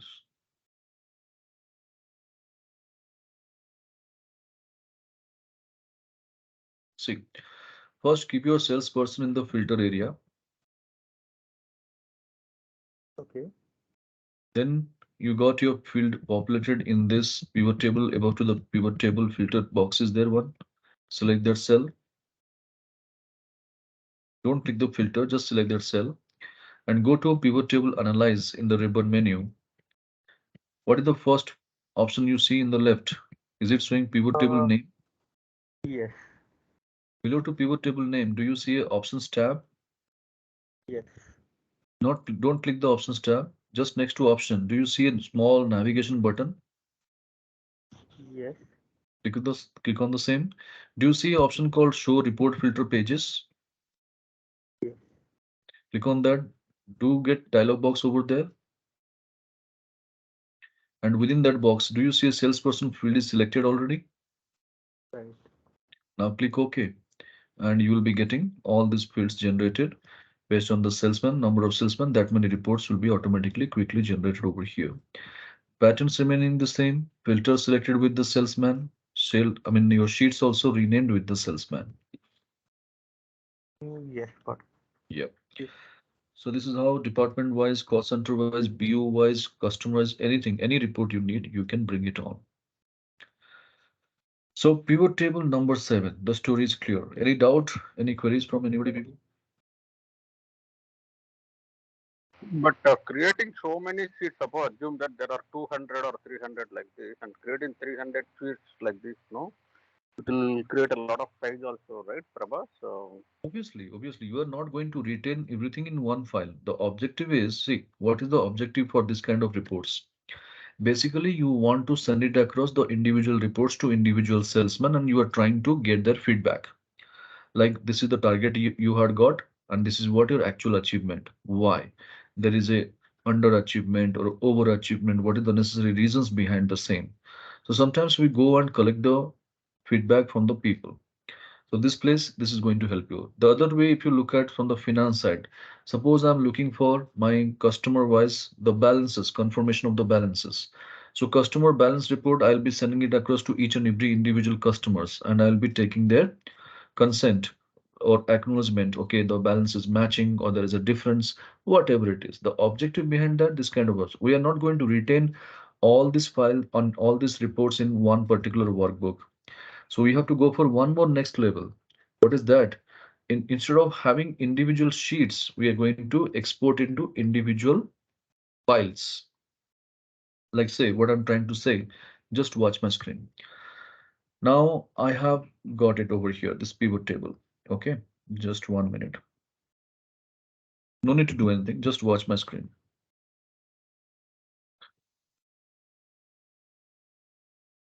So I'm just saving my file already.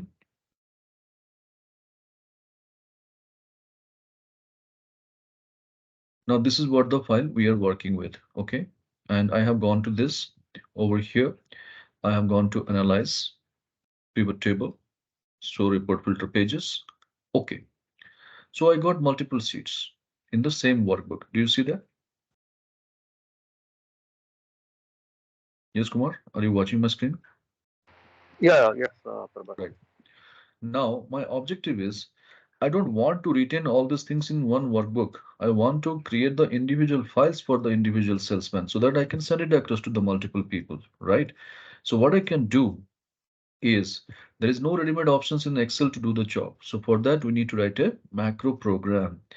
So what kind of macro program I can use this over here? Say, take an example. I have got a ready-made macro.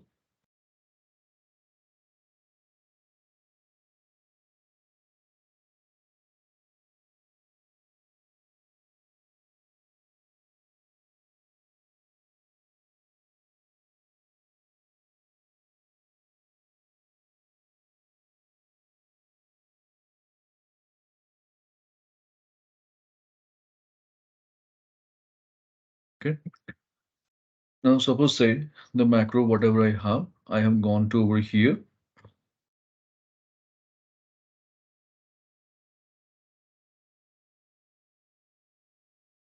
Now this is my workbook. You can see over here. Okay.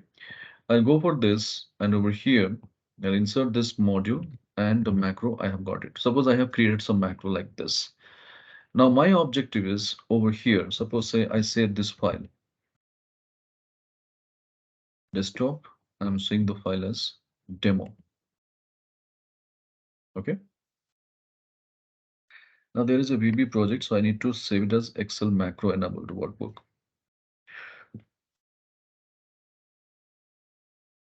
Fine. Now that file, wherever it is there, it's in my desktop. I'm showing it to you. It's in my desktop, the demo file over here. Okay. Now suppose I created a folder for this. So demo folder. And I kept that file over here. Now what I need to do, I just need to open that Excel file and there I need to just run that macro. So when I go for macro, this is the split workbook name, the macro name. If I go and run it, now can you see my screen started blinking and finally it will drop a message to me that this entire exactly the workbook, whatever the Excel sheets are there, exported to this location with the date and time span stamp. And if I go and click OK, close this file. Now, can you see this demo file? It is containing that many files. So whatever my Excel sheets were there, that has been exported to multiple individual workbooks. So I can send it across these files to the individual salesman and my job is done. So this is what something from the front end side we have taken the help and something from the back end side by creating or customizing the VBA code we have made our job easy. Hope you got now the entire flavor. Yes, Prabhat. Yeah, Got it. yeah.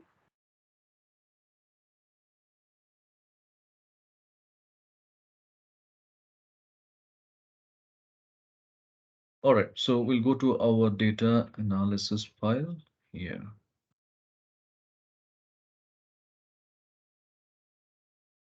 Now, so pivot 7, we are done with it, right?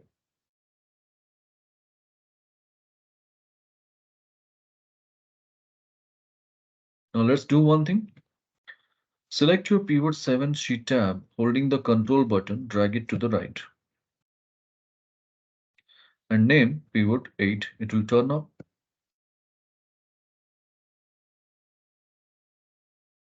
Now, salesperson work is over. You can remove that checkbox.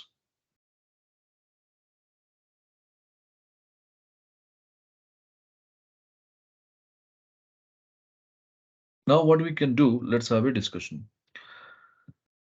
There is one more beautiful concept about pivot I would like to take you through, people. Just see. This kind of report, when we prepare, our immediate boss may be happy watching the same, no doubt about it. And he loves to see the data like 6,18,378 USD, whatever he's able to read because he's quite comfortable reading the data. Now, when you present the same data to the management, do you think that they will be happy watching this kind of presentation? If you remember, in day two itself, I have told you something. People don't want to read your boring numbers. So in those cases, the management people, they don't have time, but they want to apprehend something about the data. So immediately they will not be able to make out 6 lakhs 18 or 6 crores 18 lakhs. Unless and until they have to focus very deeply, they can't understand this. So to give a helping hand, what we have discussed, if you remember, in the day one itself, we discussed called data presentation, one sheet, how to make our data informative, how to make our data presentable, two segments we have discussed some data sets, right? So what we can do, the same data, if I go and present it in the adjacent column in terms of percentage, is it going to give a helping hand? People can read our data easily. This is how we are supposed to present. But to present our percentage data, how you can do it? Here, people always prefer to create a manual columns over here to showcase the data in terms of percentage. Never ever do that. As I told you, when you are working with pivot table, do not use any kind of manual columns over there. All right. So how to deal with the same then? So now the objective is my 3 years data I want to define in three different columns in terms of percentage. For that kind of set of people, some interface changes we need to do. What is that? Like if you look at our report, there are two types of grand totals we have. Okay. So this is called our row-wise grand total. Row-wise in the sense the products last 3 years. This is what the grand total. So that's why this is called as row-wise grand total. And this is called your column-wise grand total. So each and every column-wise total it is appearing. That's why it is called as column-wise grand total. So basically our row-wise grand total has to be deactivated. So you have to remove this column. But how to remove? In a pivot, a particular column we cannot delete because pivot is a integrated data. So what you can do, keep your cursor in the pivot, go to design.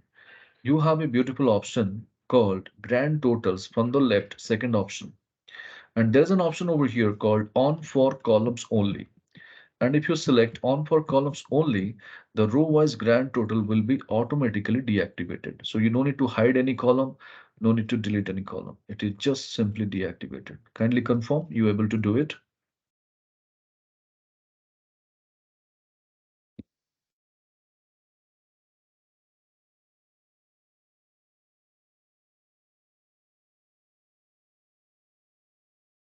Yes, people, is it working?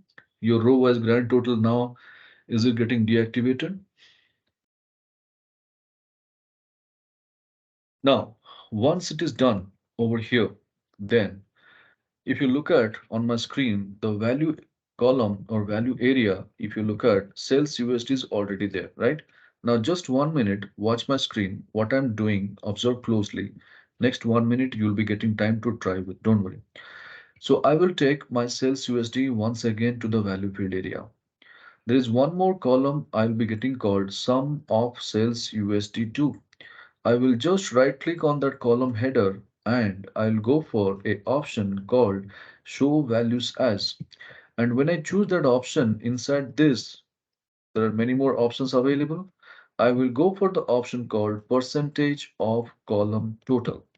And when you go for percentage of column total, immediately the entire data will be converted into percentage. And if you see the total, is it showing 100%? Yes.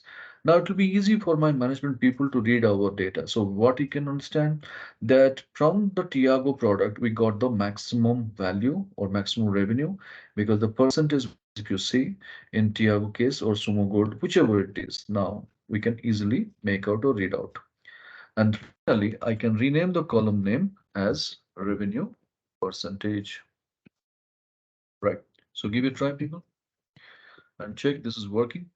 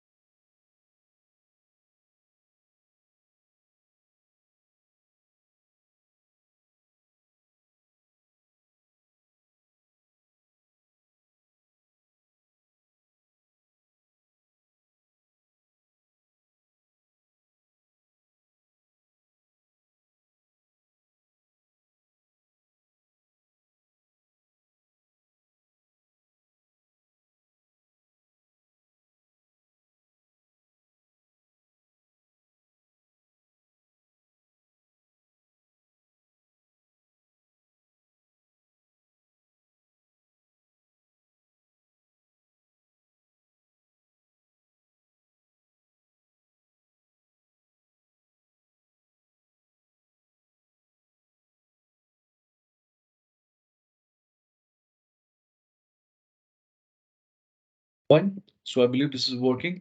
You got your revenue percentage column ready, people? Any doubt, any queries on this? So without creating any kind of helper column or manual columns, within pivot only we are doing this. People will love to see that. One. Now, if you look at in our 2019, the Indica, whatever the value, 6,18,372, is it of one invoice value or is it of many invoice? Whatever our 2019 Indica values are showing, what's your perception? What's your belief? Is it of one invoice or it is consisting of many more invoices? Many more invoices. Definitely. So in this case, my boss is asking me, Prabhas, why don't you get me the number of invoices? Like in 2019 for Indica, how many invoices we have generated? I want to see that. If that is the case, how to present it? See, there is no such kind of ready-made column called invoice numbers or invoice count.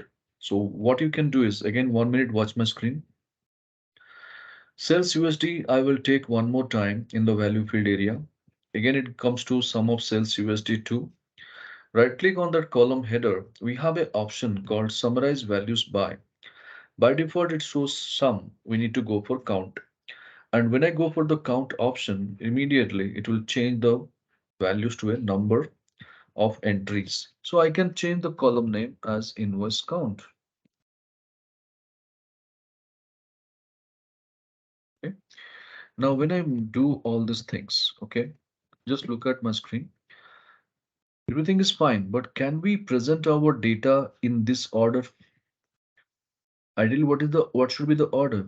First should be invoice count, followed by invoice value, then followed by invoice percentage, right? The same order, if I want to bring it, just see the beauty. In this value field area, invoice count is there and small navigation button is also there. I'll click on that. There's an option called over here, move to beginning.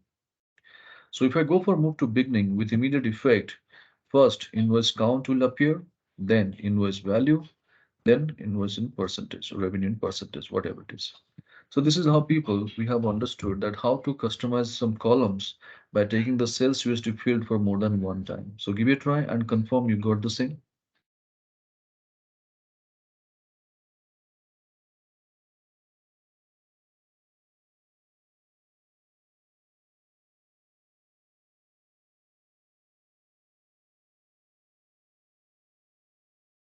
Now this pivot is not appearing to me. Something I close that button. I cannot see the pivot window now.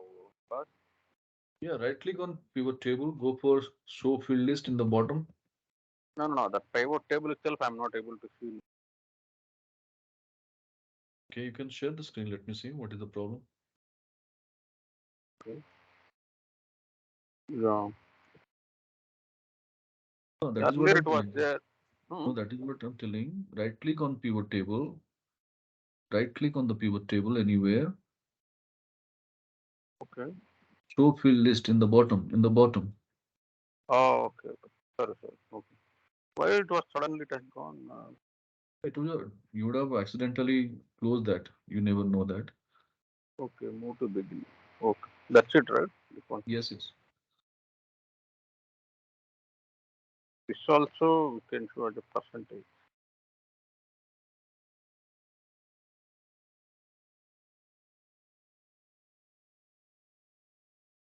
All right, so I believe pivot 8, whatever we did, it's clear for everybody.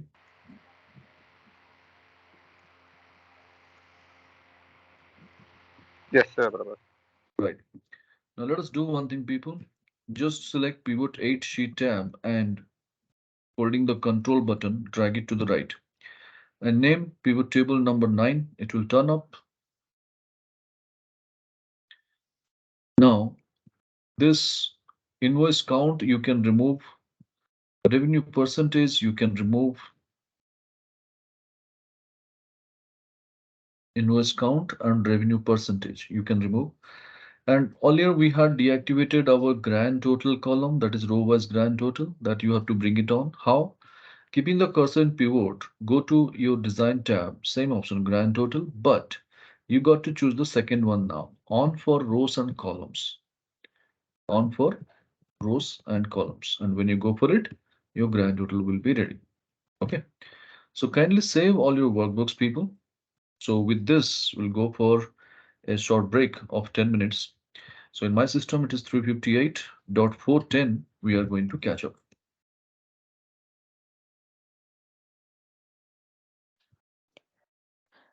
Prabhas, for the last pivot number 9, what are the fields did we remove before bringing on the grand total column? We have removed invoice count and revenue percentage.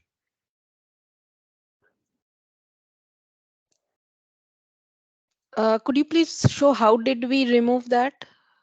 Same way, the way you have dragged it over here, you have Mhm. to drop a field like this kind, you have to bring it. Or you can go to that field over here in the small drop down, you can see Remove. remove field. Okay. So we are removing percentage and count of revenue. Yes, yes.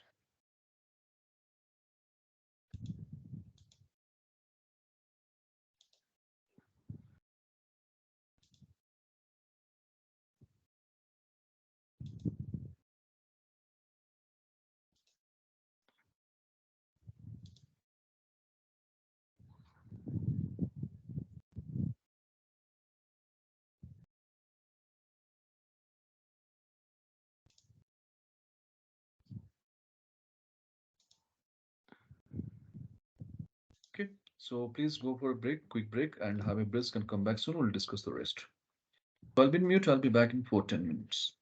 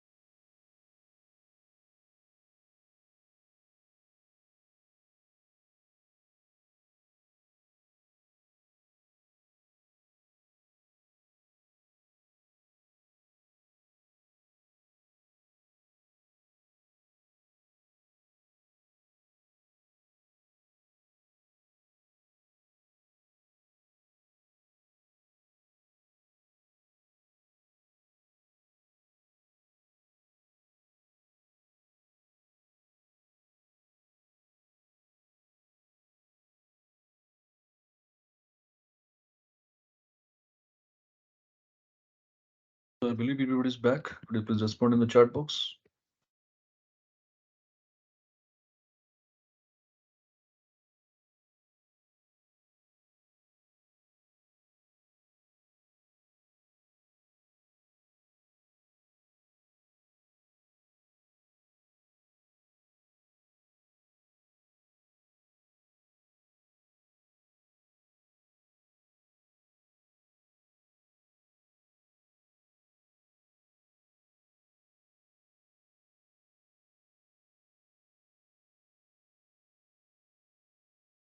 All right.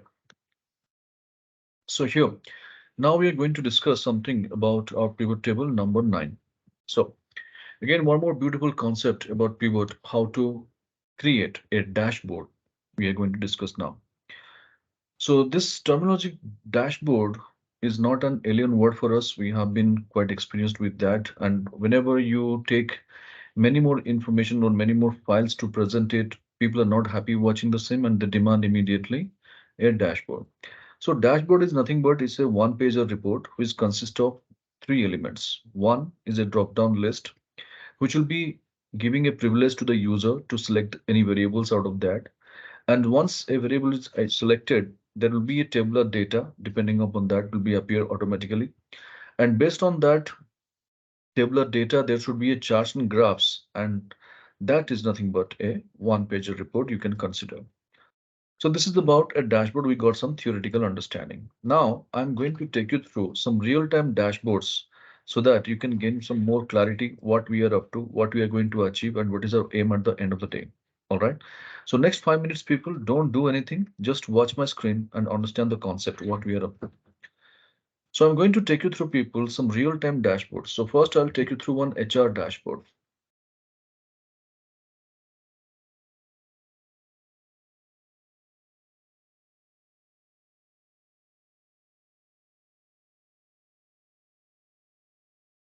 Okay. So here, this is a sophisticated dashboard of a concern of HR department. Okay.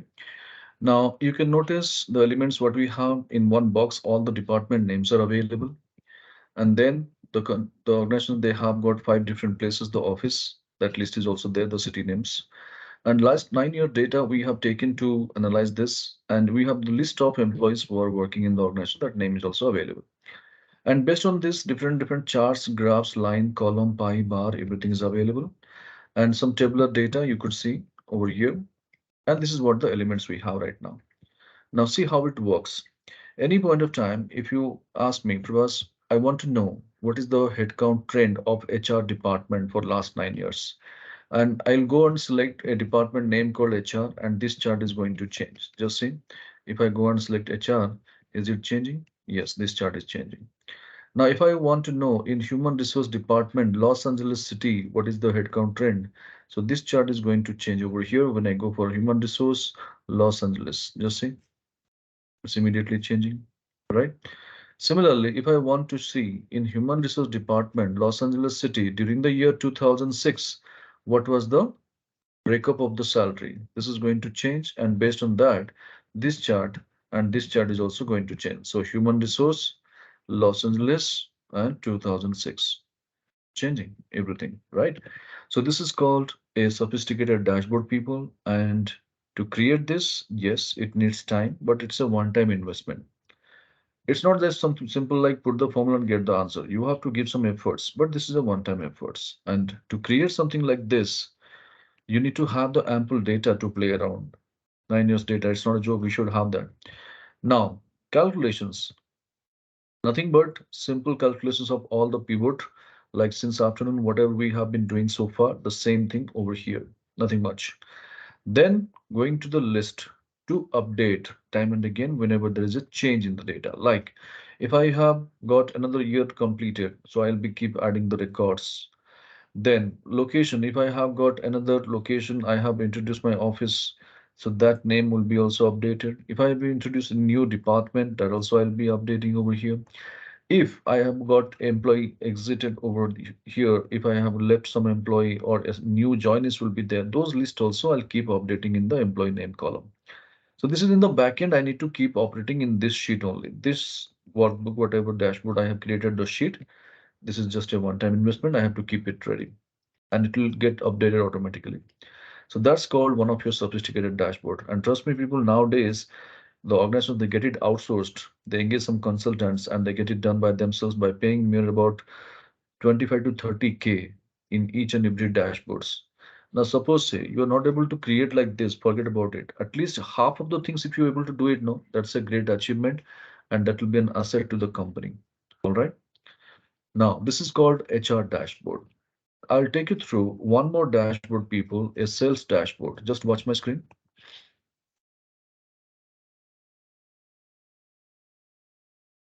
So this is again a company's sales dashboard over here. If you look at, okay. So I have got the entire organizational data like month, product categories, sales representative names, and the different regions how it operates. So different charts, graphs, everything is populated. Now suppose say I want to know as a company's sales, I mean chief marketing officer, I want to know that what is the status of my Eastern zone. So I'll go and click this Eastern zone. This is what the status automatically displayed on the screen, the Eastern zone performance. Now, if I want to know in Eastern Zone how my salesman Jenny Paul is performing there, so if I go and click Jenny Paul, this is what the output of Jenny Paul in that area in the Eastern Zone, and everything is changing accordingly. So more or less, we are going to create something like this. So hope you got some idea. What is the dashboard, right? So what do you believe? Is it going to help you if you learn,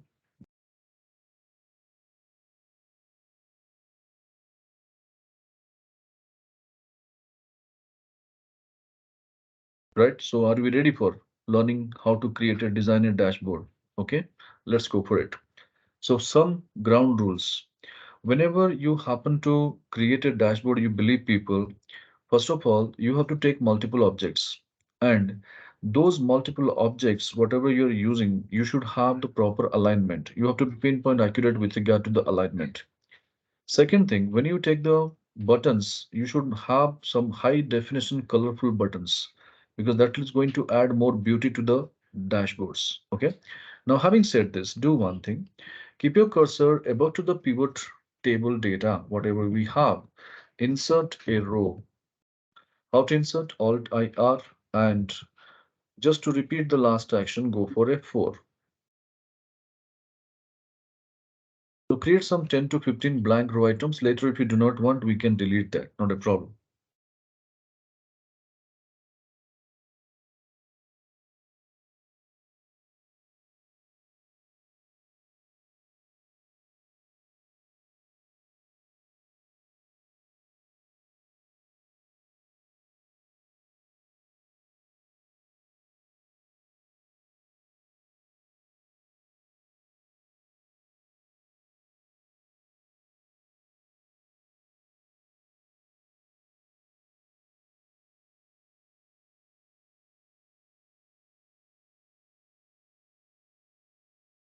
All right.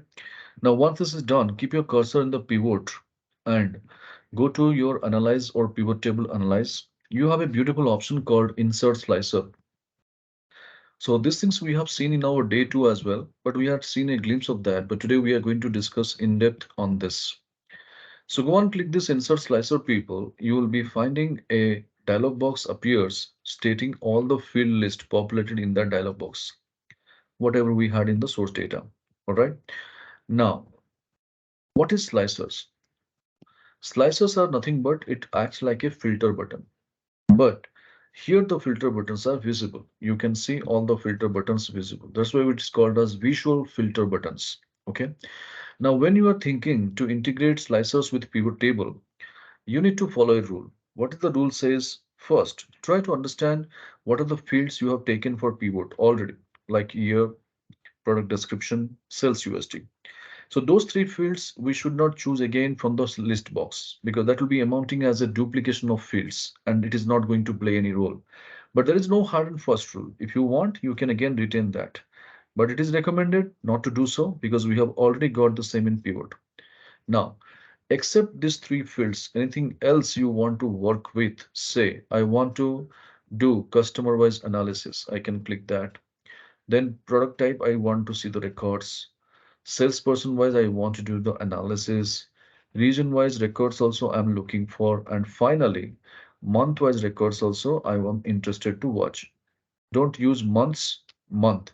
So I repeat, you can cross-check customer, product type, salesperson, region, month. All these fields are selected. If yes, go and click OK.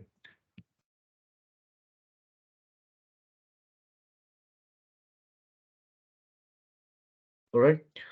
Now five slicers has turned up over here. Only thing is what you need to do. You have to take each and every slicers and you have to align the same in the area what we have created about to the pivot table. So how to select? By the name, and you can drag it. So you can use your own order. It's not necessary that you should follow mine, but yes, just bring it to a alignment, having a little bit of spacing between the slicers.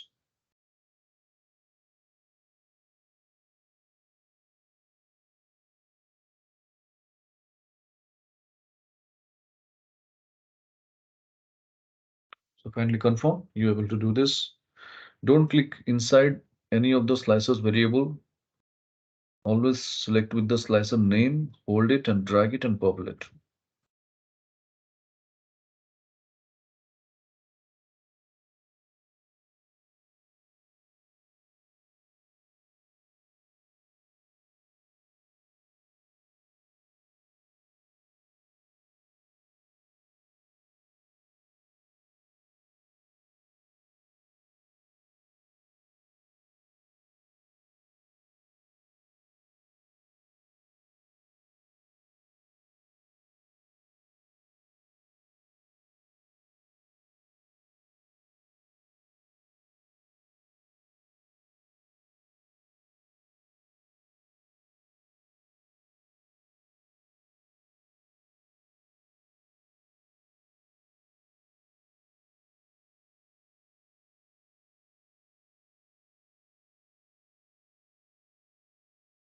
Now, once we have done with this people, the next stuff what we have to go for is, if you look at the slicers, it is not giving such a great look.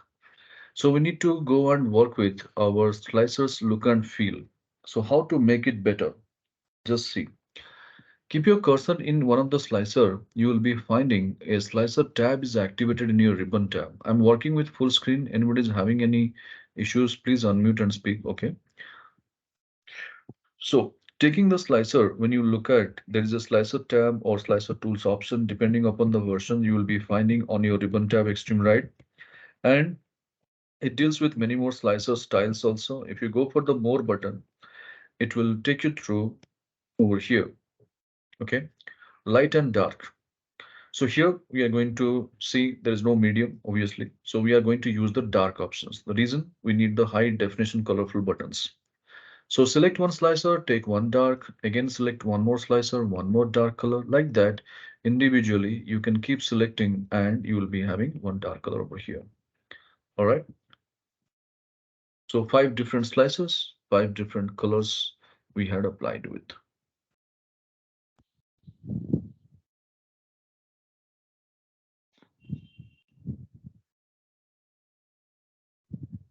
All right. Prabhas, just one sec. After selecting the first slicer, where did we go to get the colors? The last tab, in the last tab, when you select a slicer, what is the last tab of your ribbon you see? Yeah, slicer, Yeah, in more. that slicer, yeah, slicer styles, and take the dark category.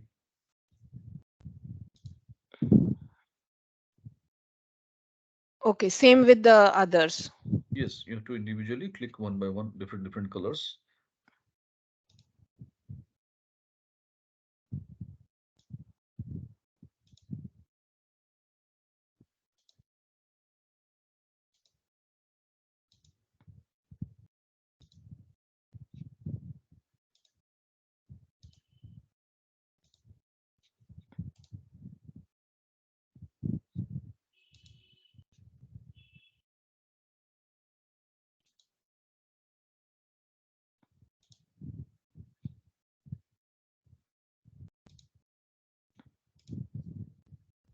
Yeah, I'm done. Sorry. Right, no problem. So I believe everybody is clear, people, whatever we have done. Any doubt, any queries? Okay. Now stay focused for 1 minute again. Look at my screen. Though we have changed the colors, people, but still having this kind of vertical scroll bars, the slices look and feel is not looking great. So how to remove this? See the beauty. I will select one of the slicer. If you look at the slicer tab over here, there is an option called columns. And by default, for everyone, it shows us one only. You can confirm and cross check. Is it showing one for everybody?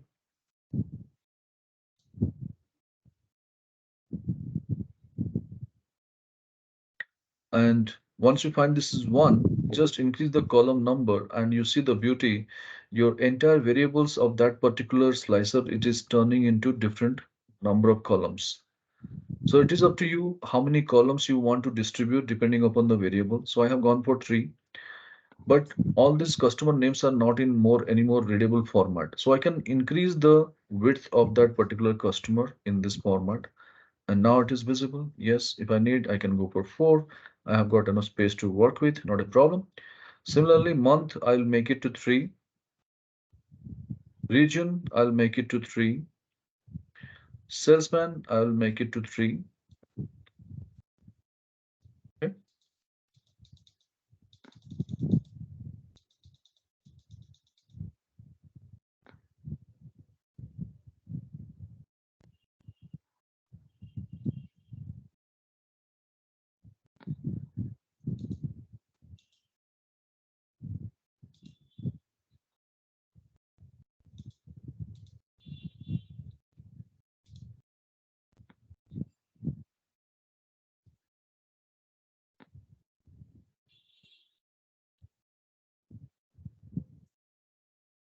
So this is how we have changed our slices look and feel over here.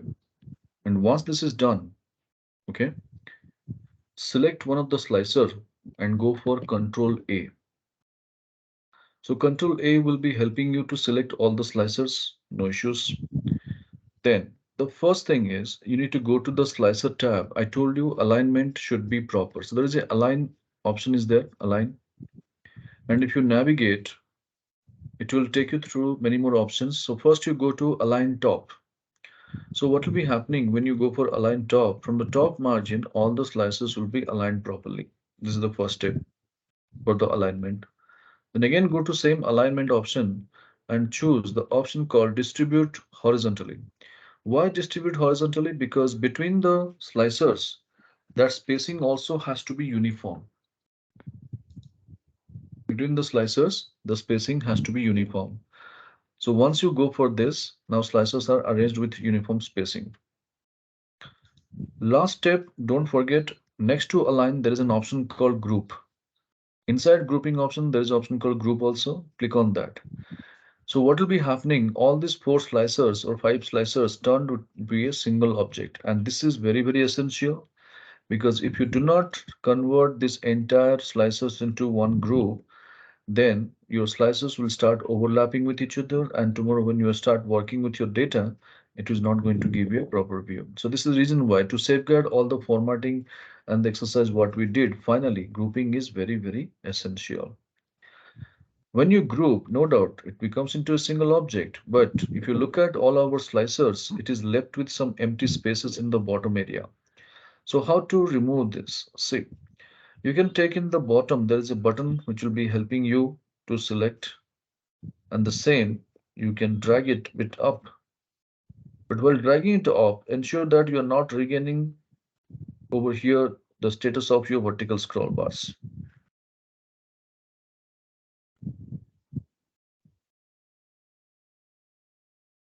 All right, kindly confirm all of you are done with this.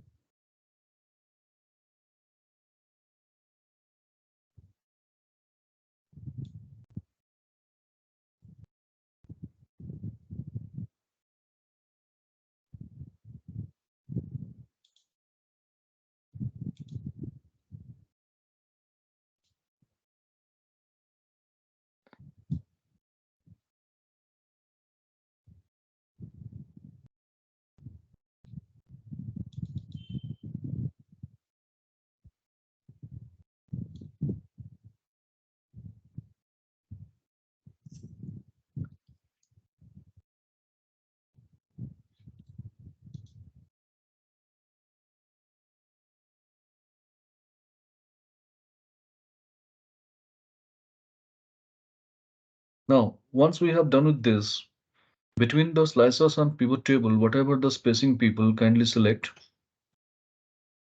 and delete the rows. So now our slicer is ready and pivot table is ready.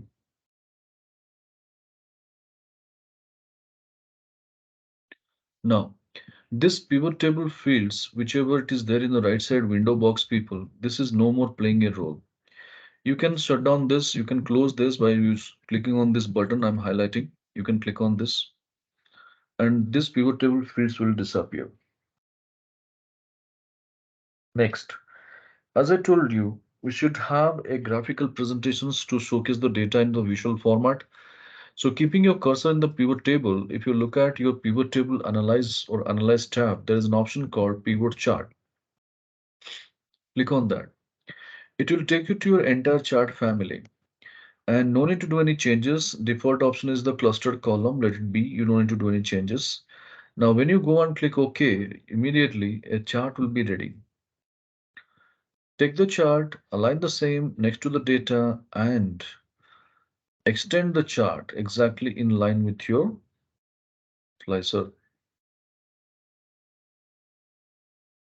Okay.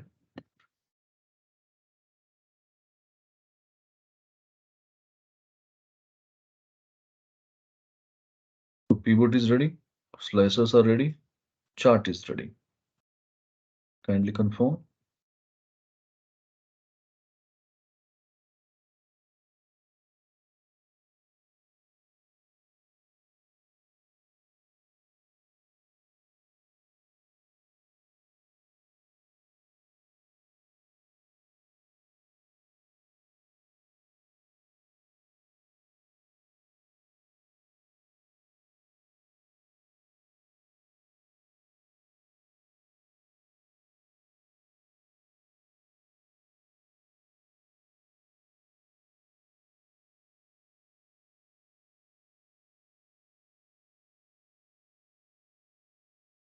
Now, once we have done with these people, some basic formatting for the charts. So first, let us have basic understanding about the pivot chart. See, if you look at the pivot chart, some ready-made filter buttons are added, like year, product descriptions, all these things are there. You will never find such kind of filter buttons in your normal course of action of your charts. This is exclusively available only in case of pivot charts only.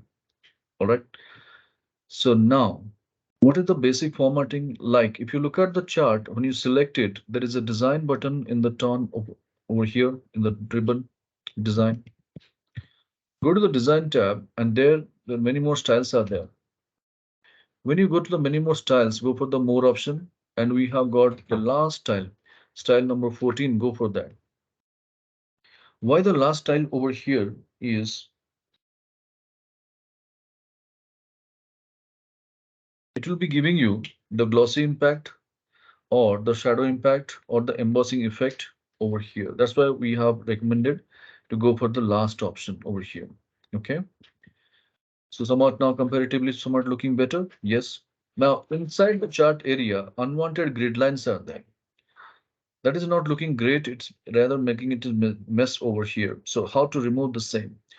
If you see, the moment we select the chart, there is a plus symbol will be automatically activated in your right or left depending upon the space what you have with you on your window. So go to that plus symbol and choose this grid line option to disable it. So to deactivate the checkbox and click the plus symbol again. So this is about the minimum formatting of our pivot chart. We did it right now. Whatever we did so far, people, anybody can do that. It's not a big task or something, some rocket science that anybody else will not be doing it. They can do it. But now the time has come to focus how to make our presentation different from others. So the first thing first, keep your cursor in a blank cell, anywhere in a blank cell, in the entire sheet, okay?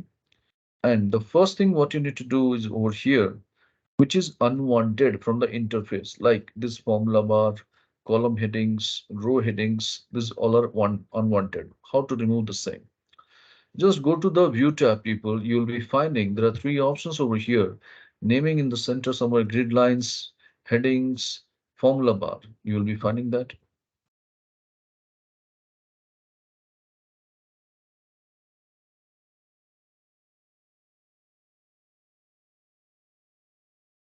So these three check boxes needs to be deactivated.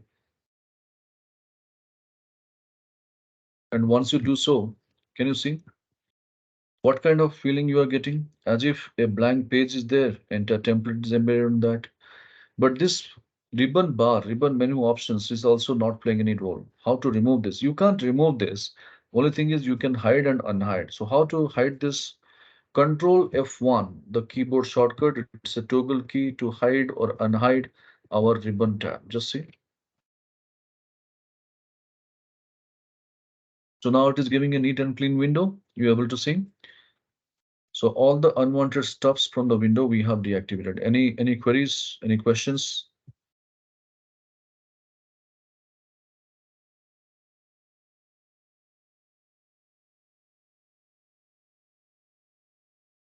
What is the last one, Prabhas?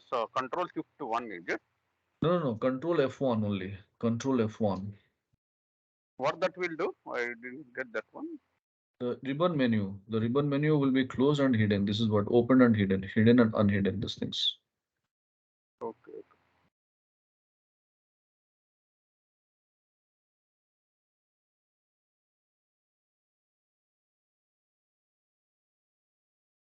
So kindly confirm once it is done.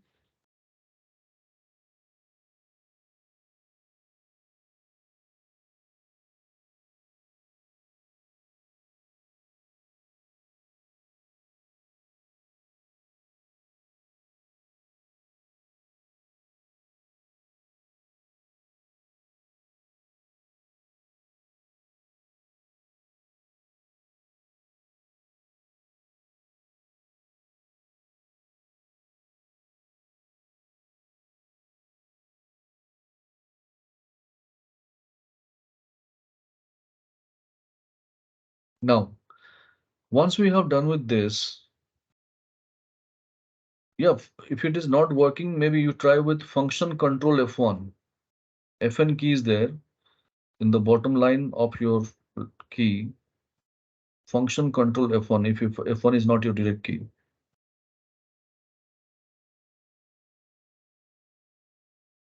Same key to hide, same key to unhide also. Okay. Now, once we have done with this, all these things, now it is giving a neat and clean look over here, no doubt about it. But here, being a presenter, people always remember one thing: do not ever show many more information to the user. Many more in the sense, there are so many pivot tables we have created. So that many information never ever show to the audience, because the more the information, the more the questions you are going to get over there. And you don't have the whole day to present in the meeting. How much time maximum we get? 10 to 15 minutes. If we get also, we are blessed on that, isn't it? So now you would have thought something to do with all the rest of the pivot tables except pivot 9. Yes, right, Tanmay? Do you think anything about to do something on this all the rest of the pivot tables except pivot 9? What we do ideally? We go for hiding. We go for hiding the sheets, isn't it? But if I go and hide all the sheets, pivot 9 alone, I have to keep it open. I can't do that, not an issue. But take an example. Suppose I am presenting something in the meeting and by mistake or unknowingly my right click is enabled. Now my audience is smart enough to understand there will be unhide button will be activated. Since you do not have any sheets hidden, it is not showing. But once you start hiding something, this option will be activated. And audience is smart enough to understand if unhide button is activated means something you have hidden it with us. What is that? So people will keep asking other questions. So though you are not interested to share these details, but you're forced to show your unwanted data. So what is the point? What is the point of hiding then? A simple right click is people, it will enable people to unhide it. Then what is the point of hiding that in that way? So hide the data in such a way nobody can unhide it. Then only it makes sense, isn't it? So let's see now one more beautiful tips over here, people. We are not going to hide the tabs over here in the like this one by one, right click, hide. We are not going to do all these operations. See the beauty. Go to file, In this file menu, you will be finding options tab is there in the extreme bottom, options. Click on that. And when you click this options tab, you will be finding Excel options dialog box is appearing on the screen. Correct? And here there is a tab called advanced. Here there is a tab called advanced. We do have.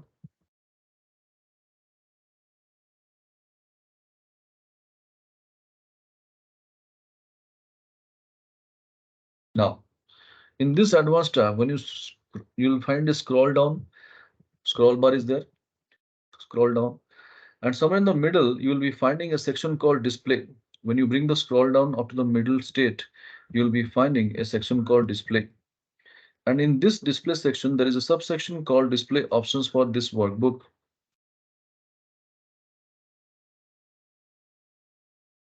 Okay. Now within that, you can see the third tab deals with show sheet tabs. And you see this is enabled by default. You got to deactivate this. That's it. So what you need to do, let me take you through again. First, I'd ask you to go to file menu, then go for options. And when you go for the options over here, this Excel option dialog box will appear. Then you got to go to advanced. Then you need to scroll down. Somewhere in the middle section, you'll get display and subsection of display options, this workbook and show sheet tabs.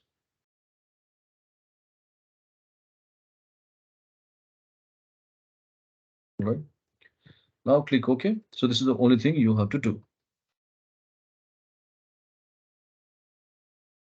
And do that same. And can you see the beauty?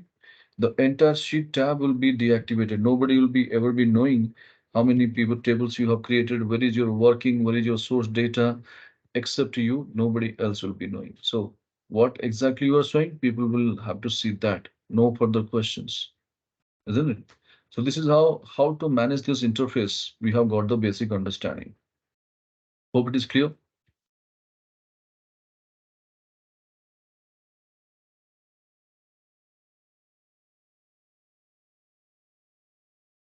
Right. Now, just to add more beauty over there or a flavor to our reports, you can do something. What is that? So those who are having Office 365 or Office 2019, just see the beauty, what you can do. I'll keep my cursor over here in the extreme top. Okay. I'll insert few rows. And there I'll go for insert, illustrations, shapes. I'll take a rectangular shape and I'll populate something like this. And I'll go for shape format, shape fill. I'll go for deep dark gray color something. And then I'll type a text. Now suppose say this is our sales dashboard.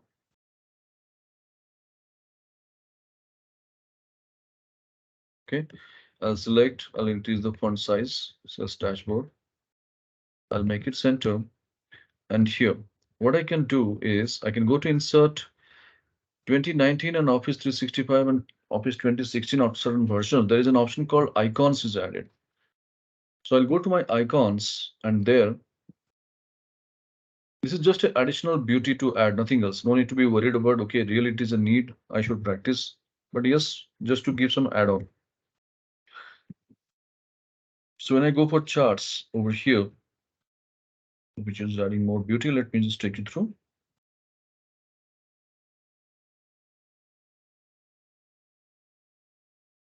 So I took one and I'll populate this and over here.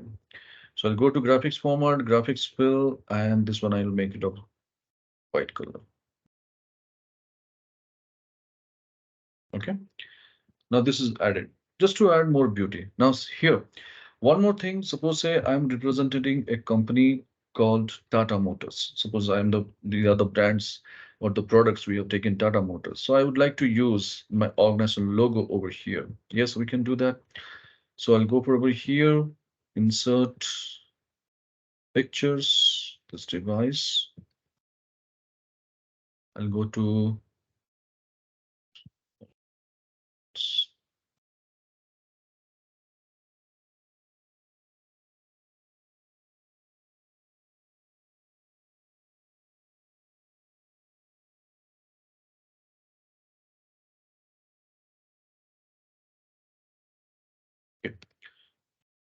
It's not there.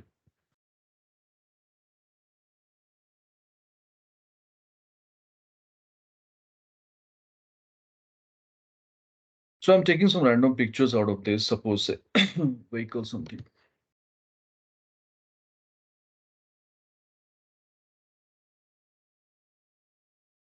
Find an image. Criticals. Cars.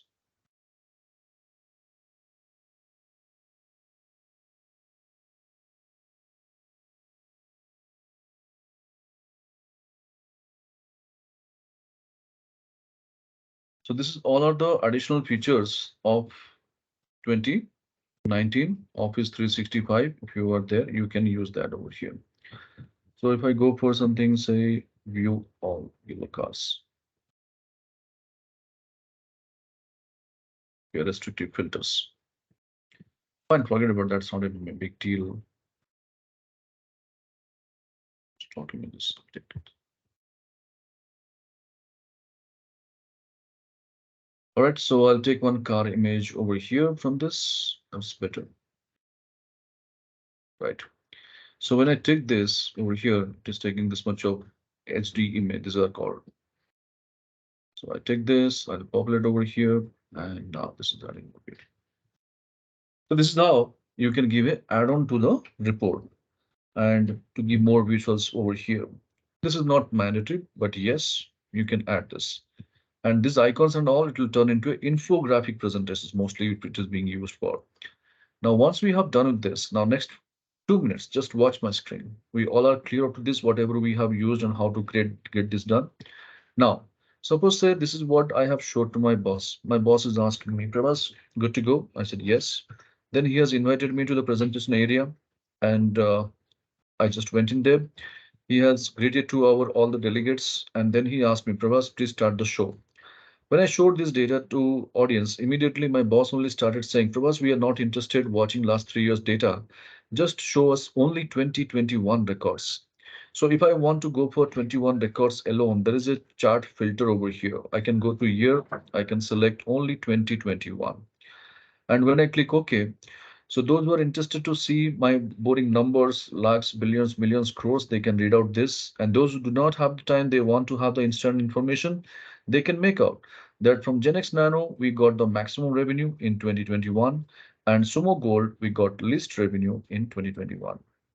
By looking at the data, suppose say my chief marketing officer, he's sitting next to my boss and he asked me immediately, Pravas, if this is the history of 2021, can you show me the performance of Salesman 5? So salesperson, we have a slicer, click Salesman 5, and this is what the status of Salesman 5 for the whole year. Now he looked at the same, kept quiet for a while, and immediately he asked one more question. Okay, if this is the history of 2021 of Salesman 5, can you show me his performance for the month of May?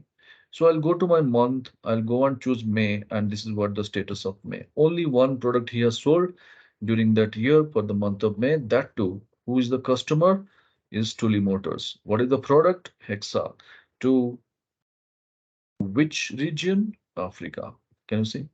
Everything is happening on the click of button in one interface. So this is how people, when you integrate your pivot table, slicers, pivot chart, you can turn up into a beautiful presentation, one page of report called dashboard. And trust me, when you go and present something like this, anybody, whoever is in the audience, they will appreciate your work and they will be surprised. Really, it can be done in Excel because people believe all these things can be done only in Power BI. Trust me, you can do it in Excel. So it's all about your innovative ideas, thought process, and adding some creativity in your reports, nothing else. So you know your data better, you know your target audience very well. Only thing is you have to play around and you have to create a beautiful report. Give it a try and check all these things are happening. The way I have showed you all the navigation points, you are also able to do. Sir, Any doubt, how any have you added queries? the sir? How have you added the cells after making the entire slices Which one? where you have The written sales dashboard? Yeah, that is through with the insert shapes. Insert shapes. Taking one rectangular shape. No, I'm not able to add the cells.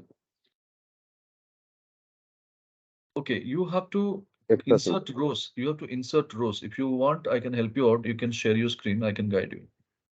No, no, sir. Actually, I'm logging in with phone and I'm doing the practice over laptop.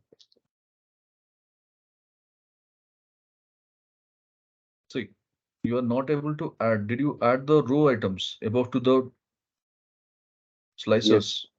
yes. No, that is what I'm unable to do. Right. So you go to the last slicer and keep your Mm. cursor next to that immediately. See, I'm highlighting. You keep your cursor there and go for Alt IR to insert a row and repeat the action with F4. So 4 5 times, if you just hit F4, it will create some empty space above to the slicers. Now you get it? Yes, Right. yes. Now the rest of operations going to insert So, shapes, insert icons, and inserting the rest text. is clear. Rest clear. Okay, great. Fine then. So I believe everybody is able to navigate the report the way we have done. Any difficulties or any queries or any questions? If you have, please ask me.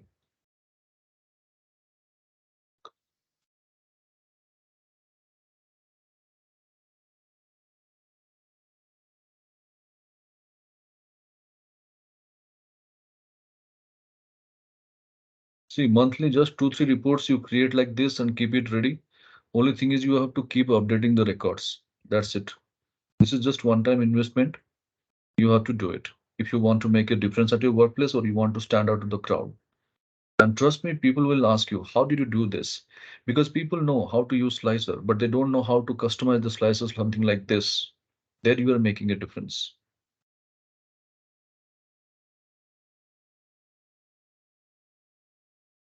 right? Kumar, this was your expectation since PowerPoint. Hope you got that now. Yes, Prabhat, but actually, Mhm. in between, when you started that big rectangle box on the top right, I stepped Uh-huh. out due to some urgent stuff. I could not follow. I was listening the conversation, but I am outside now. I No will problem. check You it later look on. at yeah, you look at the video. That's not a major stuff. You can look at the Yeah, yeah, video during the practice and you can get it done, not a problem. yeah, yeah, sure, Prabhat. Okay. Okay. Yes, Dibya, Ranjana, Tanmay, Rahul, any questions from your side? No, sir. None from me. Okay. So Dibya, are you getting some confidence to make your reports better by understanding or learning this?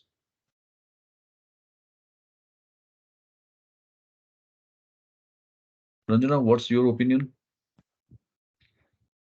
Yes, Prabhas, this was really helpful. Right. Because nowadays everybody needs this kind of reports only. All right, fine. So I believe everybody's clear whatever we have done. Now the question is how to restore all these things because whatever we have deactivated. So first thing is we have to deactivate the slicers. Like whatever the slicers we have operated with, you have to go to the top right corner, the getting this cone kind of structure, clear filter, you have to keep operating with that. So whichever the slicers you have operated, you have to go for top right corner, clear filter. Then we have discussed about our charts. We have taken only 2021. So you go to that filter, clear filter. Now the data is restored. Now what are the other things to be restored? Like our ribbon tabs, we'll discuss that later, but keep your cursor in a blank cell, just in a blank cell.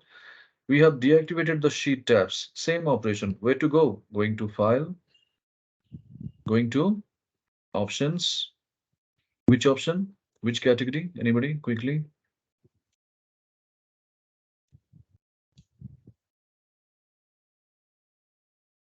Going to advanced And and then then scroll down, display. getting your display. And in display, the display options for this workbook show sheet tabs, right? This was in deactivate state. So we have to activate this now. And when you click OK, you will be finding your all the tabs are restored. Okay. Now, what are the other things to be restored? Going to the blank cell again, going to the view tab. If you remember, we discussed something, three options like grid line, headings, formula bar. These three stuffs to be again activated. So go and activate, going to view, grid lines, headings, formula bar.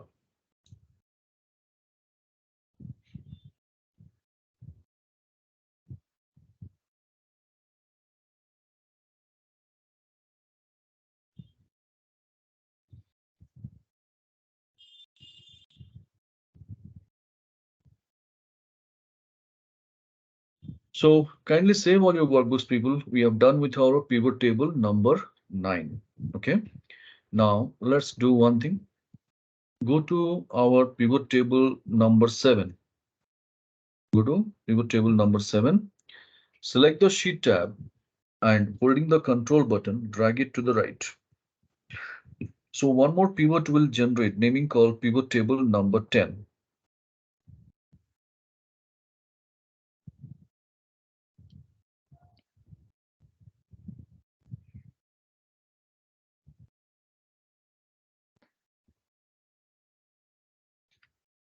Prabhas, if you could repeat the last part. We are going to pivot 7 and then. Selecting the sheet tab Mhm. and holding the control button, drag it to the right. Okay, the same thing. Okay. Yeah. So here, keeping the cursor in pivot table, go for right click and show field list because the pivot table field box in the right side window, it is missing. So go for right click on the pivot and go for show field list. It will be populated. Now there is a salesperson field is there, which is unwanted. You can deactivate that. This is what we did. So kindly confirm once your pivot structure is ready.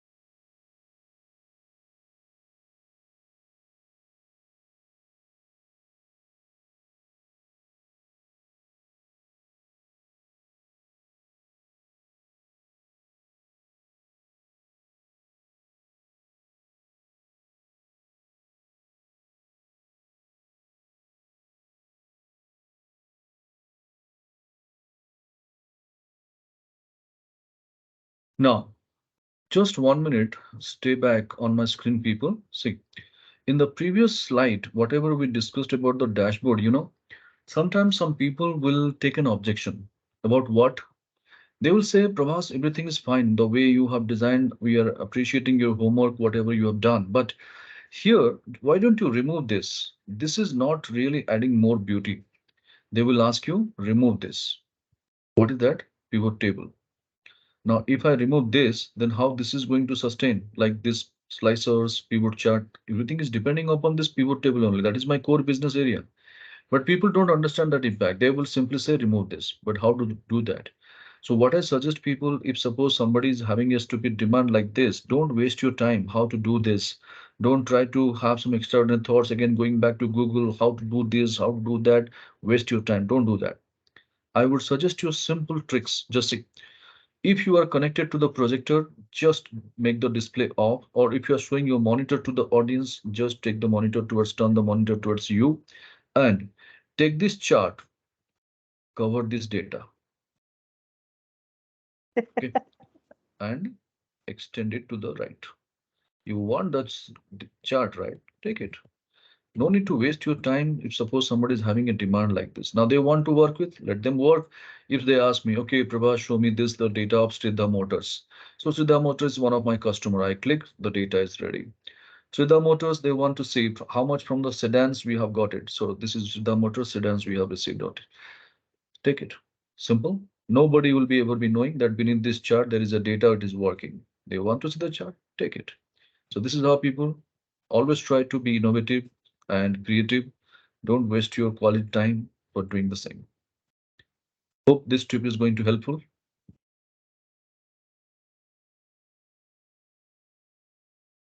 Now, coming back to pivot table number 10. Okay, I'm working with full screen. If you have any concern or queries, please feel free to unmute and speak. Okay, now stay focused with the need. Since afternoon, people, if you look at, we have been working with each and every worksheet, a different pivot table, different story or unique story. And if you think like a layman, in one Excel worksheet, one pivot table is there. Can you notice that? So far, we have been doing the same, isn't it? Now, what we are going to do, what if you have got more than one pivot table or more than one story, if you want to convey the same to the audience in one interface, how to do that? So how to work around with multiple pivot tables, that is what our objective, okay? So keep your cursor in the first pivot table, whatever you have, select the same, copy that, leave one or two rows down and paste it,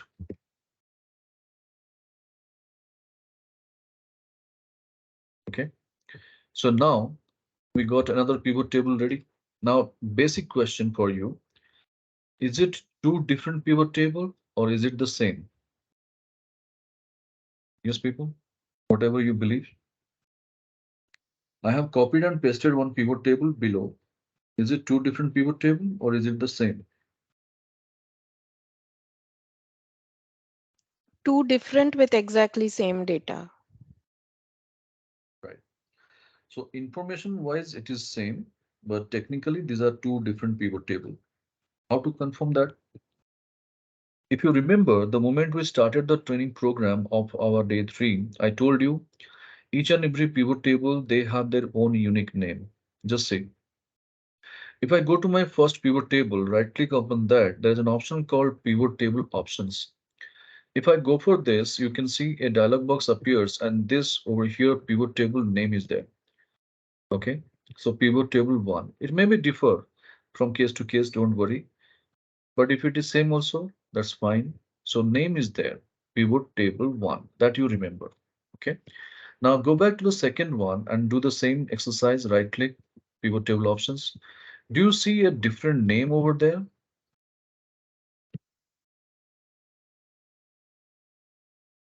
It may be 12, 20, 22, 25, 30, depends how many pivot tables you have created. Okay, so it's a different name now. We are confirmed. So this is how you can confirm to people if they ask this kind of question. How did you create a pivot table with the same value, but how it is going to be different? This is natural, it is different, but only thing is information was same. So there's no point having the same information in both the pivot table. So what you can do over here is you can keep your cursor in the below one and deactivate product description. And suppose say I want to show my customer wise data. So take customer to the row area. You got another pivot table ready. So first pivot table based on the product last 3 years revenue data. Second one based on the customers last 3 years revenue data. All right.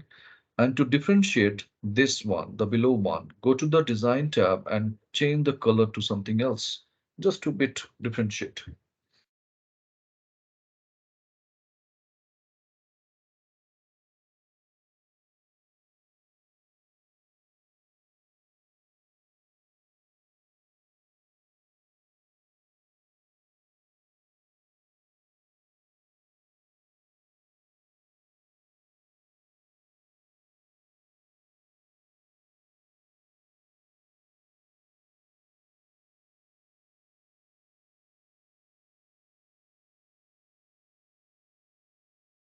All right.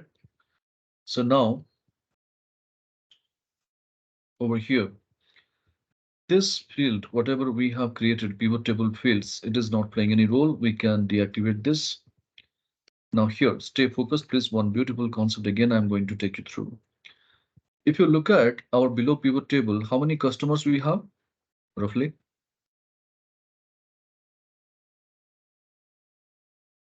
How many? Is it of 16?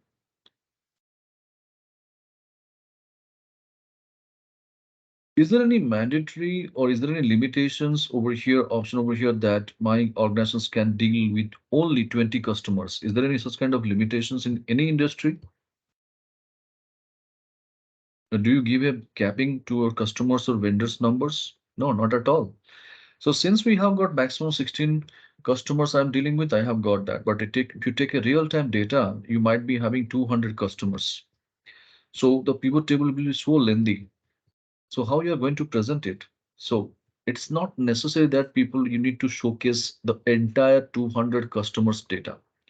What audience is focused at, what audience is interested in watching is top 10 customers, top 5 customers, like that. So how to customize our pivot table and showcase only the top 5 contributors out of this?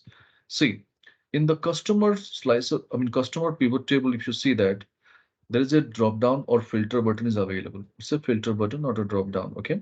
So go to that filter. Do you see an option called value filter? And if you navigate, there's an option called top 10. So when you go for the top 10, it will take you through one dialog box like this, where it will be displaying top, no doubt. If you want the bottom also, there is a drop down, you can go for bottom. So we are looking for top, not 10. We are looking for only top 5 contributors.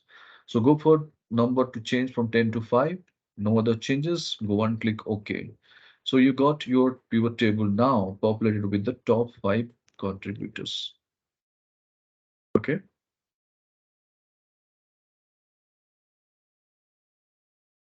Now do all your necessary formattings. Suppose say I want to do all my formattings. So you can customize all your formattings over here, whatever it is.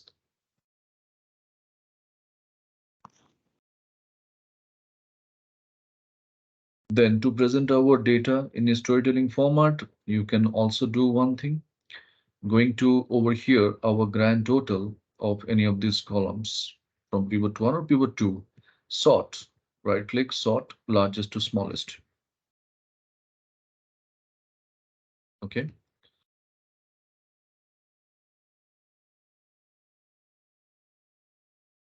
Do all your necessary formattings, and once it is ready, kindly confirm. I'll tell you one more beautiful tip.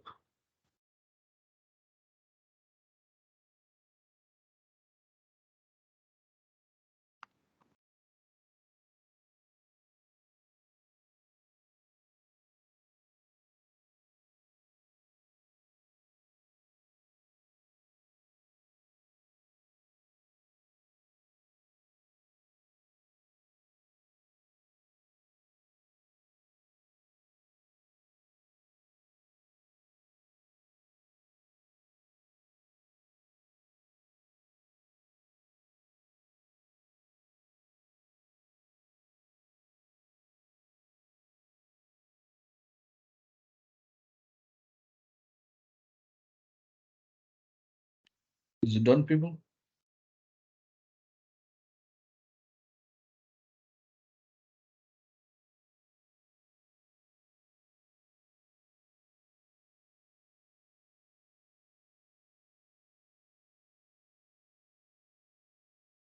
Well, Ranjana has confirmed. How about others?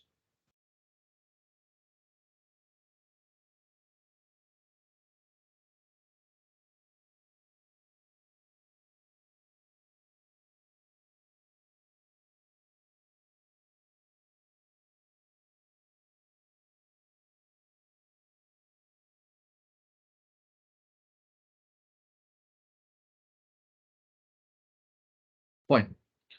Now, once you are done with this, the next thing what I would like to tell you, please stay focused.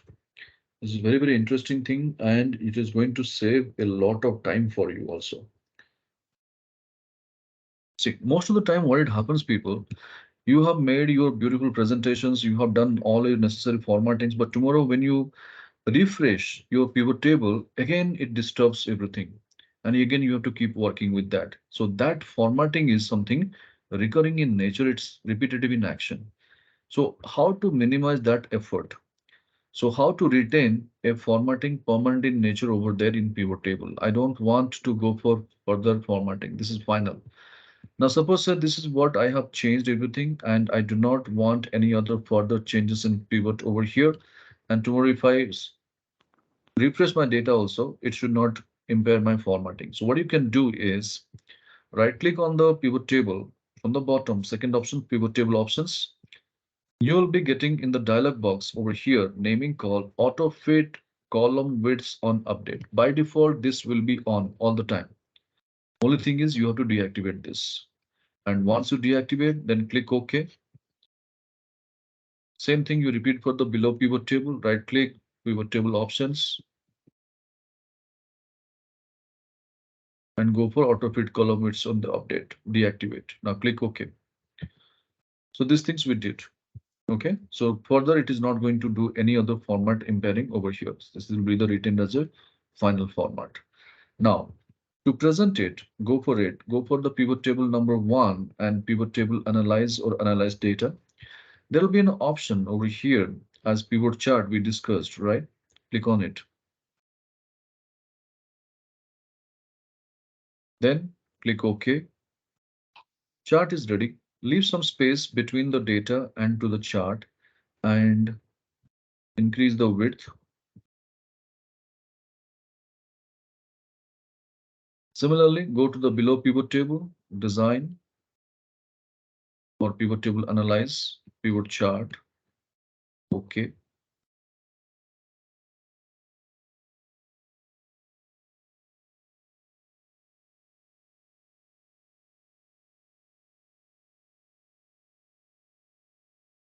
Now, as per the things, the formatting, as I told you, the charts, what kind of formatting you should apply?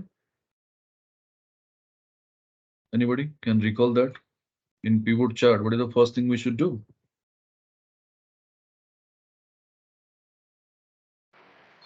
Remove the grid.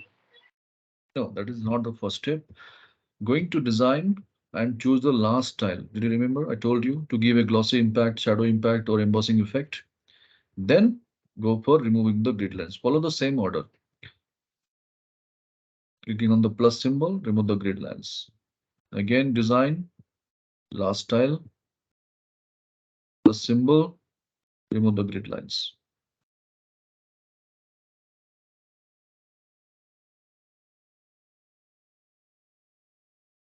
So two pivot table, two pivot charts ready. Kindly confirm.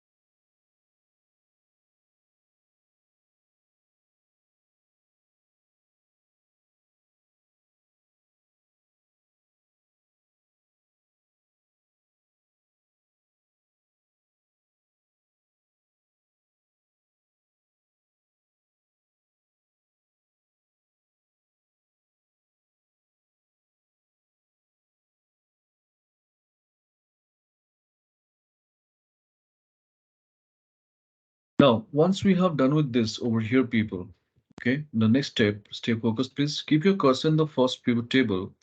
Go to your pivot table, analyze or analyze tab, whatever you have. Insert slicer. Insert slicer. And when you go for this insert slicer over there, you will be finding all the slicers. Now, suppose say I want to navigate the data based on the region. So choose region slicer over here, checkbox, make it on and click OK. So immediately you will be finding region slicer is on and you can do all your necessary customization over here. You can increase and decrease these formattings. We know how to do the slices formattings, right? To differentiate this and to add some colors, you can go to the slicer tab and you can go for a dark color, up to you.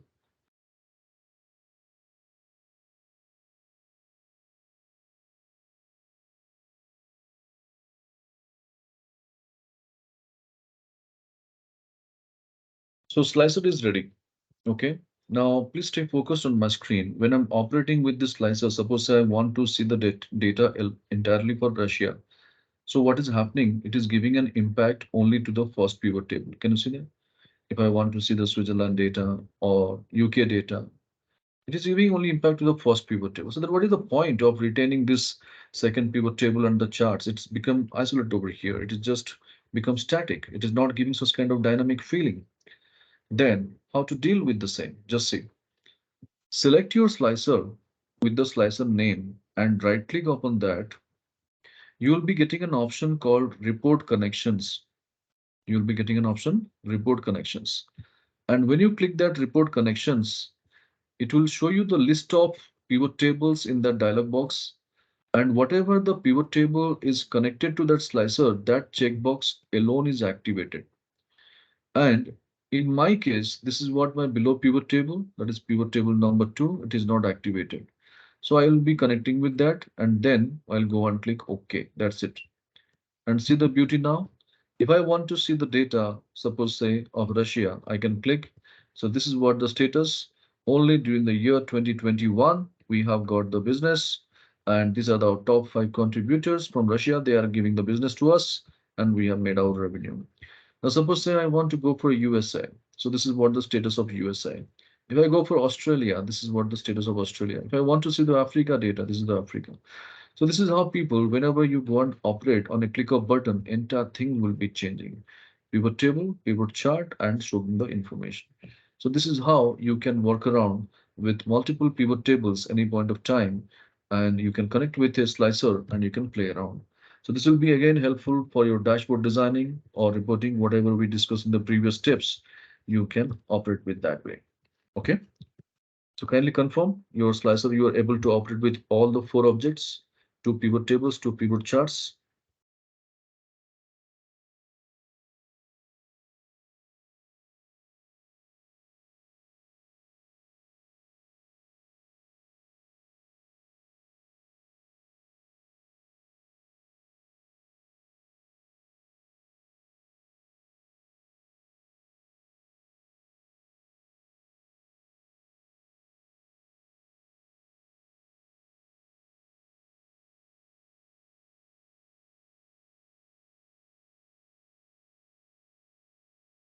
So kindly save all your workbooks, people. Okay. So this is how we have understood. When you download some data set from your SAP or ERP or data dump, you have how to read your data in a better format and present it effectively to the target audience, how to play around with your data and how to do the historical data analysis, and finally, how to present your data in a storytelling format and connecting multiple pivot tables and present it. We are clear with it. But this is not just the end. For your information, we have discussed only 5% of the pivot table. Yes, in this 3.5 hours, we have discussed only 5%. Now think about it. If this is 5%, how the rest of 95% would be? So there are many more you need to learn about pivot people. Pivot table itself is a 3 days topic. So total 24 hours needed to understand the entire stuff from the pivot table. Okay. So now where to go and how to learn. If you remember, I gave you 10 website names in our day 1 in a notepad file. So whenever time permits, if you want to explore more something about pivot table, go to those websites and you can learn even more. Okay. So kindly close all your files. Don't forget to save them. Close it. So hope it was informative, people. Pivot table, whatever we discussed. So any questions regarding pivot table or any challenges you faced you want to share or you want to discuss anything?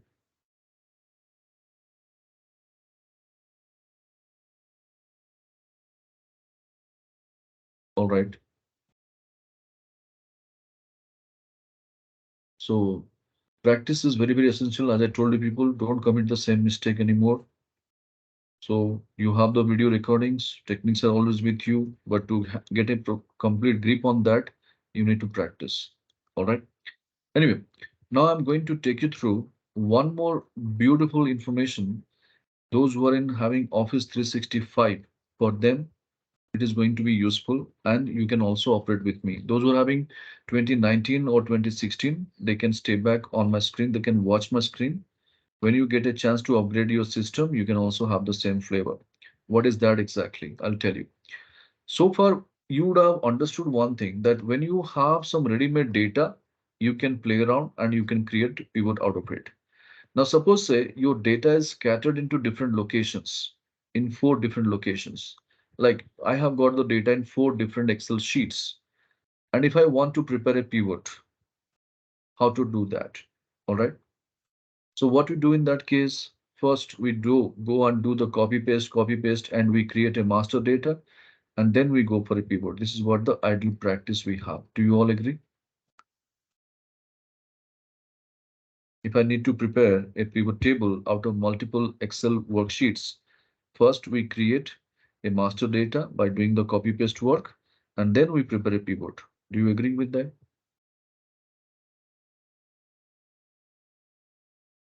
So now Yes, sir. we are we, very good. Now what we are going to do is, people, we are going to discuss about the same. Okay. So now the procedure what we are going to opt. I request everyone ensure all the Excel files are closed. No other applications you have opened. Only this MS Teams is on, and go to our sample case studies folder. There is a file called multi-sheet analysis. Multi-sheet analysis. Please open that.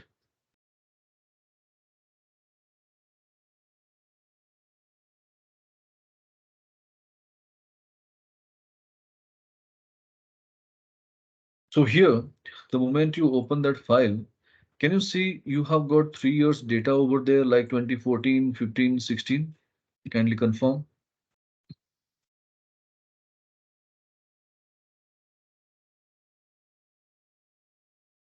Now the same thing what we have discussed, try to relate with that. If I ask you, please prepare a pivot table taking all this 3 years data, what you are going to do? You are going to click the plus symbol, create a blank sheet, 2014, 15, 16 data you will copy there, and from there you will be preparing a pivot. No doubt, everyone will be preferring to do the same. Now here we have only 3 sheets, we can do that. Now think about it. These are not 3 years data. There are 12 sheets of the 12 months. Month-wise, some Excel sheets you had prepared. So 12 Excel sheets are there. So entire year data is scattered in 12 different Excel sheets. And if you need to prepare a pivot for the whole year, how will you do that? So in that case, when you go for it, what will be happening? It will be a tedious process while doing the copy paste. Somewhere if I have lost or I did not check the data properly and I have not copied, definitely my pivot is not going to give the proper result. So how to make this job easy? So in this case, our primary challenge is about the data consolidation. Primary challenge is data consolidation. So in this case, if you ask any experts, they will suggest, Ravas, this is not possible. We have to go for a macro programming. Yes, everybody. Immediately they will say this answer. But trust me, if you're working with Office 365, being a non-programmer of Excel, how to consolidate multiple sheet data, I'm going to take you through that. For that, we need to use a command called Power Query. What is that? Power Query. And how to explore this Power Query? I will tell you, don't worry. If you go to our data menu, there is an option called Get Data. Very first option, Get Data. Okay. So this is nothing but your Power Query options. So this entire stuff, what you see is your Power Query window. This itself is a different world in Excel. Excel is a ocean, we know. And within Excel, this entire stuff is one world. Okay. So we are going to explore something about this now. That's called Power Query. Okay.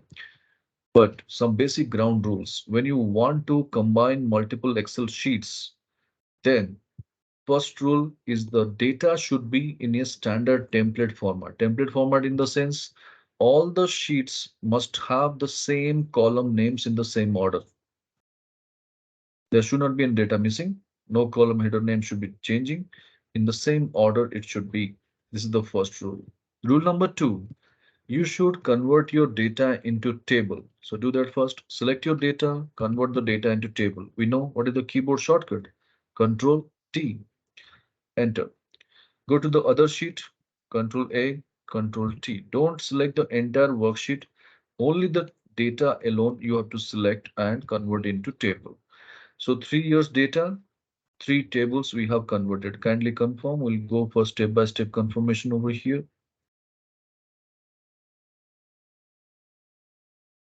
So 3 years data we have converted into table. Not only one, all the three sheets data to be converted into table that you confirm.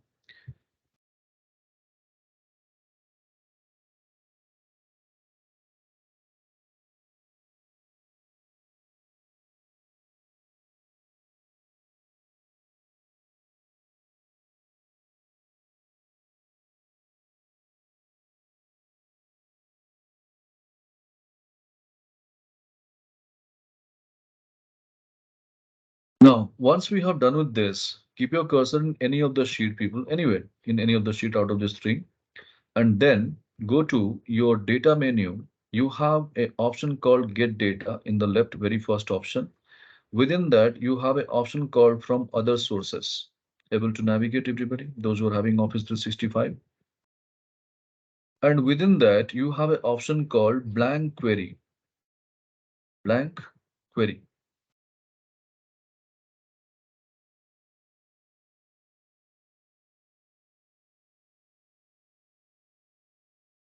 Okay.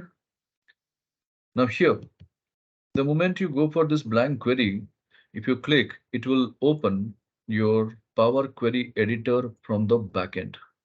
So you can see a new window appears, and the address, if you look at, it is showing Power Query editor. So this entire things stuff is of your backend process. Okay. It looks like so similar to your Excel window only, but there is a lot of changes or a lot of differences over here. What is that?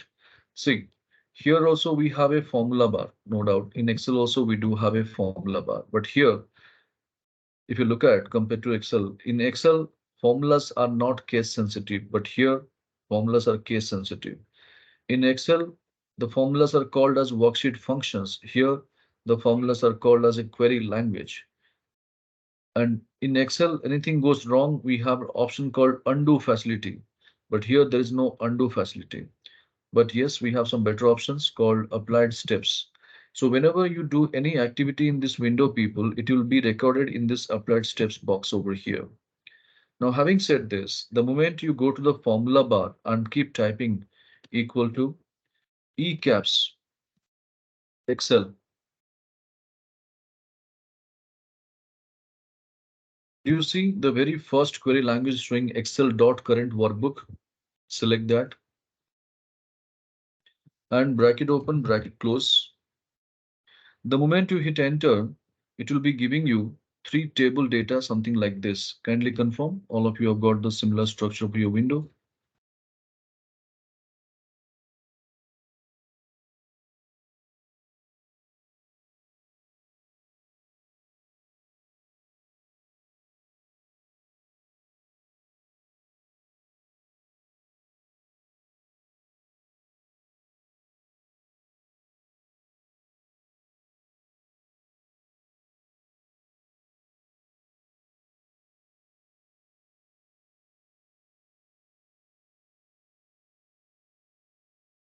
Now, once we have done with this over here, the first thing what you need to do, people, just check. As I told you, I have got my data source added over here. Okay.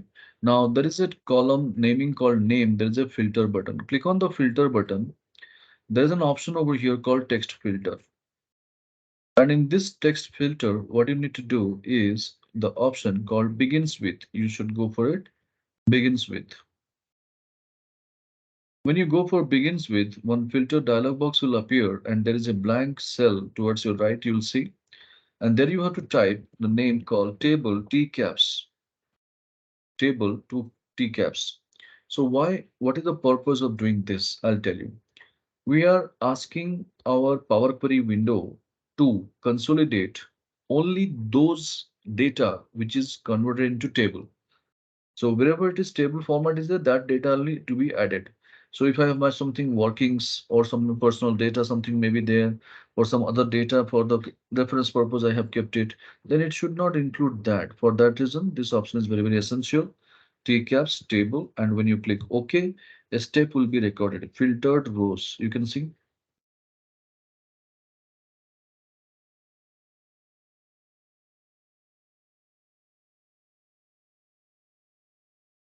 Now, once you have done with this, then Towards your left of that name column, you have a content column, and this content column, there is a icon showing the two different directional arrow keys that is called data expansion button. Click on that. And this data expansion button, when you click, it will show the variables or the column headers names. And there's an option, use original column name as prefix. The checkbox is on. You can deactivate that. Now click OK, and you'll see the entire 3 years data is consolidated. Can you see that? When you go to the year filter, is it showing 2014, 15, 16, everything over here? Kindly confirm.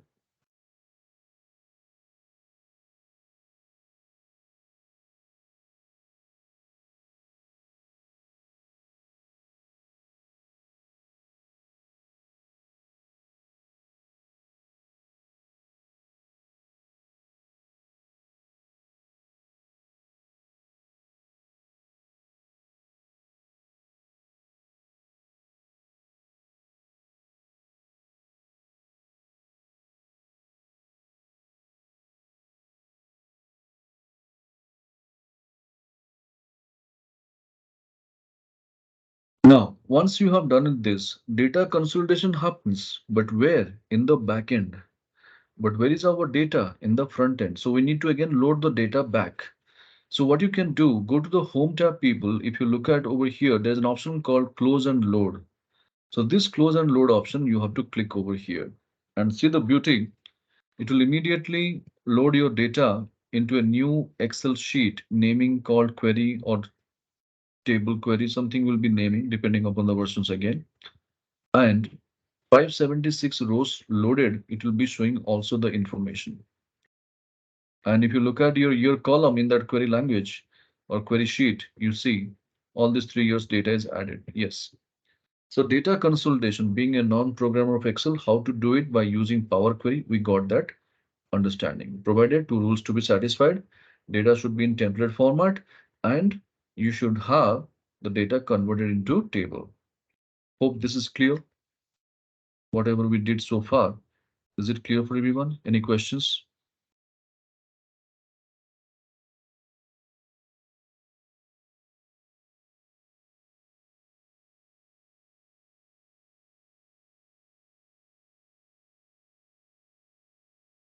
All right. Now keep your cursor anywhere in the data. Go to insert, and the very first option, pivot table, I told you in the afternoon itself, go to the icon. Don't click the navigation button and click OK. And a new sheet generates. Take year to the rows and cells USD to the values. So pivot is ready. Having 319995253. Kindly confirm your pivot is ready.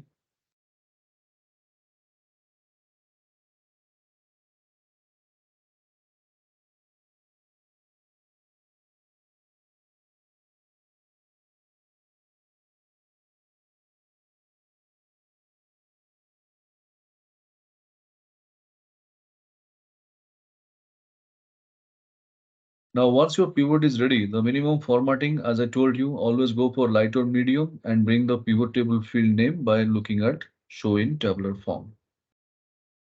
So this is how we have understood two concepts, how to consolidate the data from multiple Excel sheets and how to prepare a pivot table from multiple Excel sheets. Both the things we have covered. All right.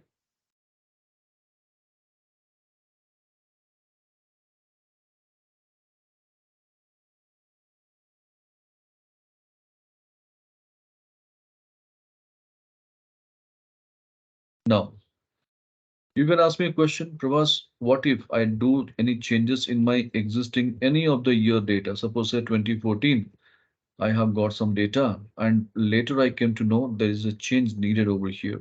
Okay, so 2014, just see. In 2014, this pivot table, I have copied this data and I have made it as special value. Okay, so this is what we are going to test. This is what we are going to test, that if I do any changes in my data, whether I'm able to update my pivot or not. So 2014 will go to the sheet, the very first invoice amount, suppose say technically this is of 72,000 US dollar. We did the changes. Okay. Now the said changes, we have to bring it to pivot table. But for that, we have to go with proper channel. What is the proper channel in the sense? Because this data first it is loaded to the query. So go to the query sheet and right click and go for refresh. In the query sheet, right click any cell and go for refresh. This is the first thing. Then come back to pivot table, right click on pivot table, again go for our refresh. Now you see exactly it will be set changes will be happening. Earlier it was this much, but now the set changes happening over here. So this is how we are confirmed now. It is always having a link to our source data. We don't need to be worried about if you keep adding over there any data records or anything, we can bring the same to the pivot as well. Hope it is what we did.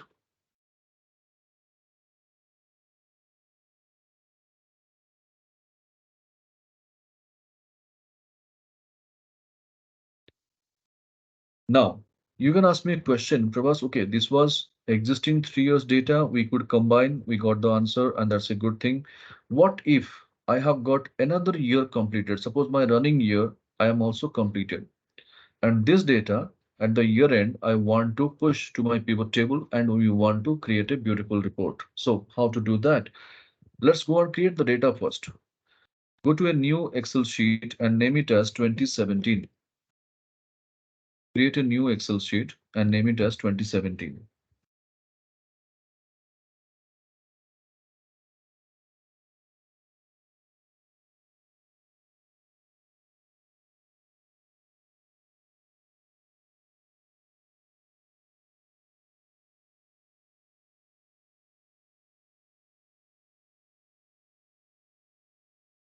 All right. Now go to 2016 and keep your cursor in the column header and select the data.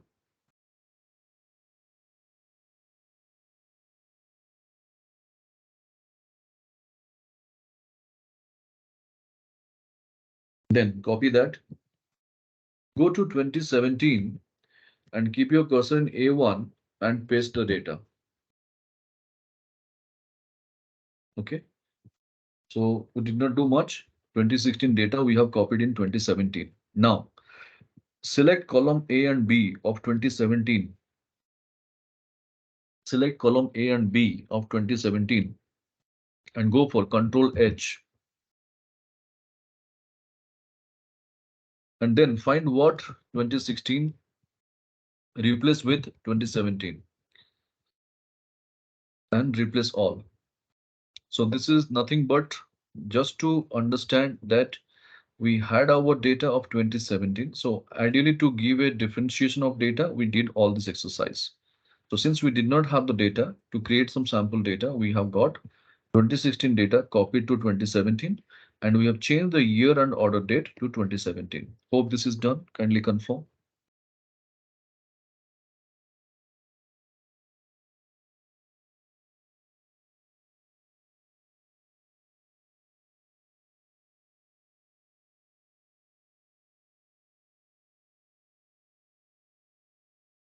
So now the objective is how to bring this 2017 data to pivot table. Okay.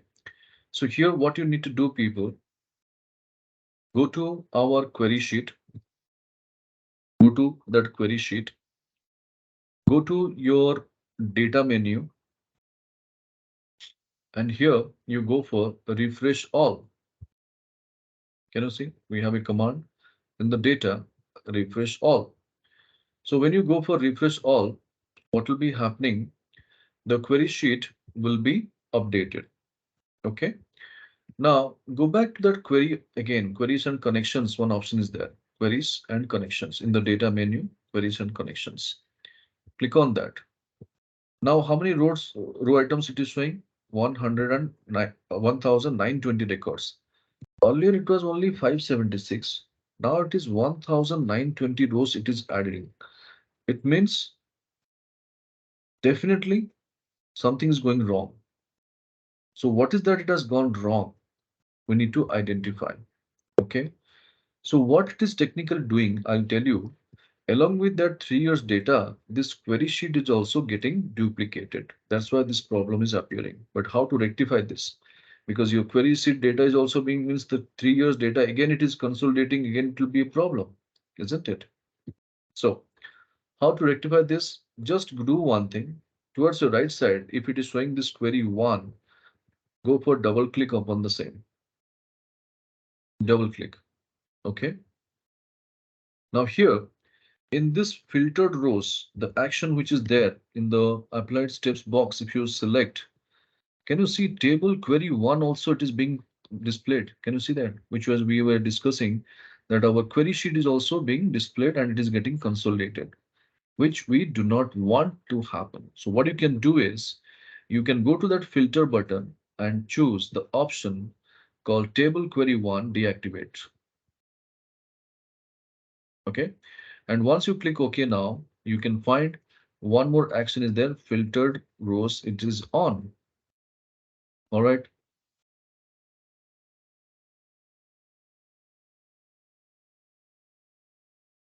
Now in this expanded content over here, you can refresh over here. And if you see, is it showing 2017 data? No doubt it is showing. Yeah. But what I suggest is when you do this people, okay, this expanded content, one time you delete it. Just one time you delete it. This delete button over here on the left side, you can delete that. And then go to that content column, that data expansion button is there that you click. It will display all these column headers. And I told you use original column name as prefix must be deactivated. And when you click OK, now the expanded content will be showing all this 4 years data. 2014, 15, 16, 17, isn't it? Now this data to be loaded again to the back in the front end, going to home, close and load, close and load. And now you see this data, whatever it was saying 1900 something, now it has been updated to 768. Okay. So all this data is added in the query sheet again. 2017 is added. Now where to go? To go to pivot table, right click, refresh. Now can you see? Since we have taken 2016 data as it is, the same total is also coming up. So we are in the right track. So this is how people, whenever there is a need, you can complete the year business, you can add it in the query, and from query you can update to pivot table. So this is how the data consolidation happens being a non-programmer of Excel. And this is how you can create a pivot out of multiple worksheet data. We have got the basic understanding. So kindly confirm all these things are happening. Any doubt, any queries? So now can you believe that?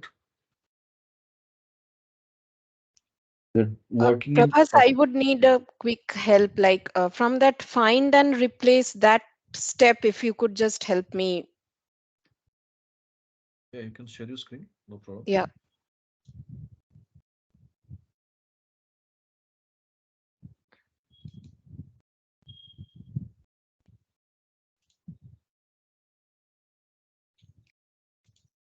Is my screen visible? Yeah, it's getting loaded. Yeah, I could see that. Hmm.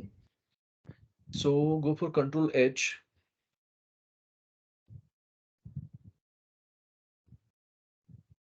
2016, 2017, replace all.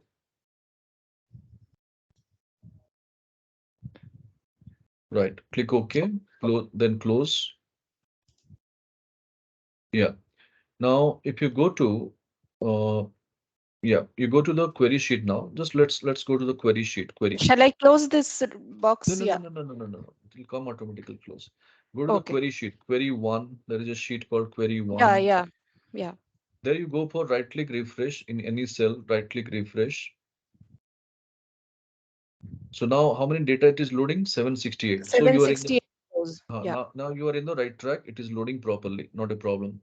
Okay. You now If have to go to the pivot table and refresh yes, again. yes, absolutely. Go to pivot table and right click and refresh. So ideally 2016, 2017 data should match. Yes, it's matching because we have taken the same data. So Same this is data. how, right. So this is how we have confirmed. our data is consolidated and pivot is also up to the mark. Thanks, Prabhas. No problem. Welcome. All right, friends. So I believe now you got some basic understanding that how to work around with our pivot table and how to create pivot with multiple Excel sheets over there. So all these things, whatever I done, kindly save all your workbooks and close it. And these things you need to practice. And now you got an understanding if you are working in your 365 version, but you are always having a upper hand. Make use of that and use the formulas, functions, whatever you have got there in 365, which you never have in the other versions. Take the advantage of it. All right. So this is from our day three. Any doubts, any queries from anybody?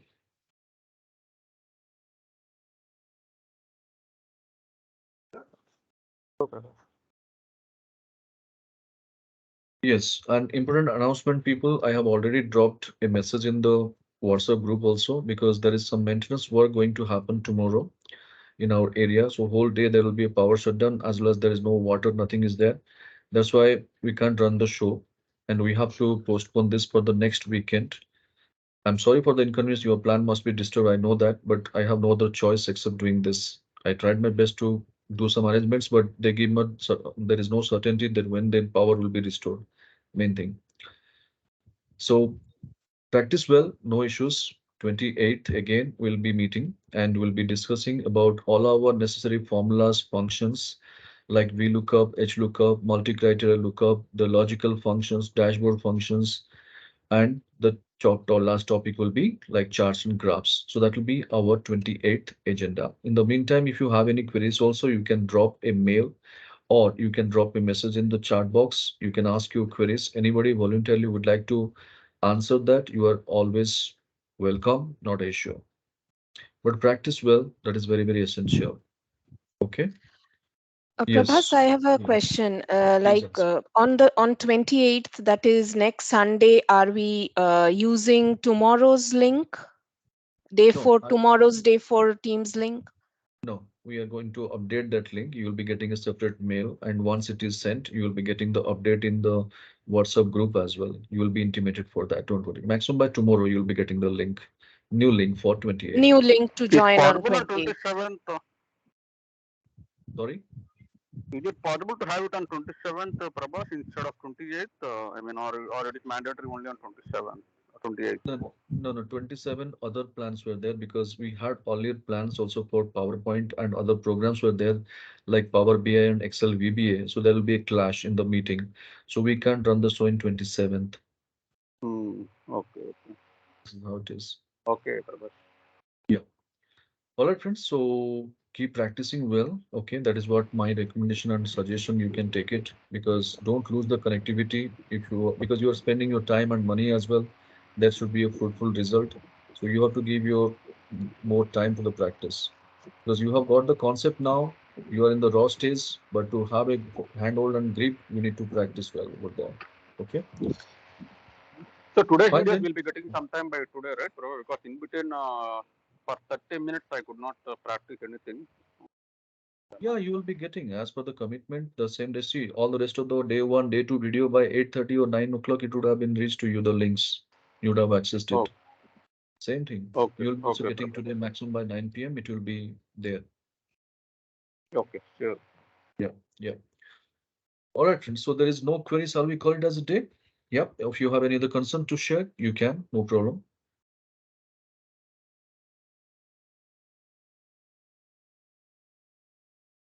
All right then. So this is our day three, people. We are done with the day. So thank you so much. Again, we'll catch up on 28th of May. Please lock your calendar and block the date. Plan your activities accordingly.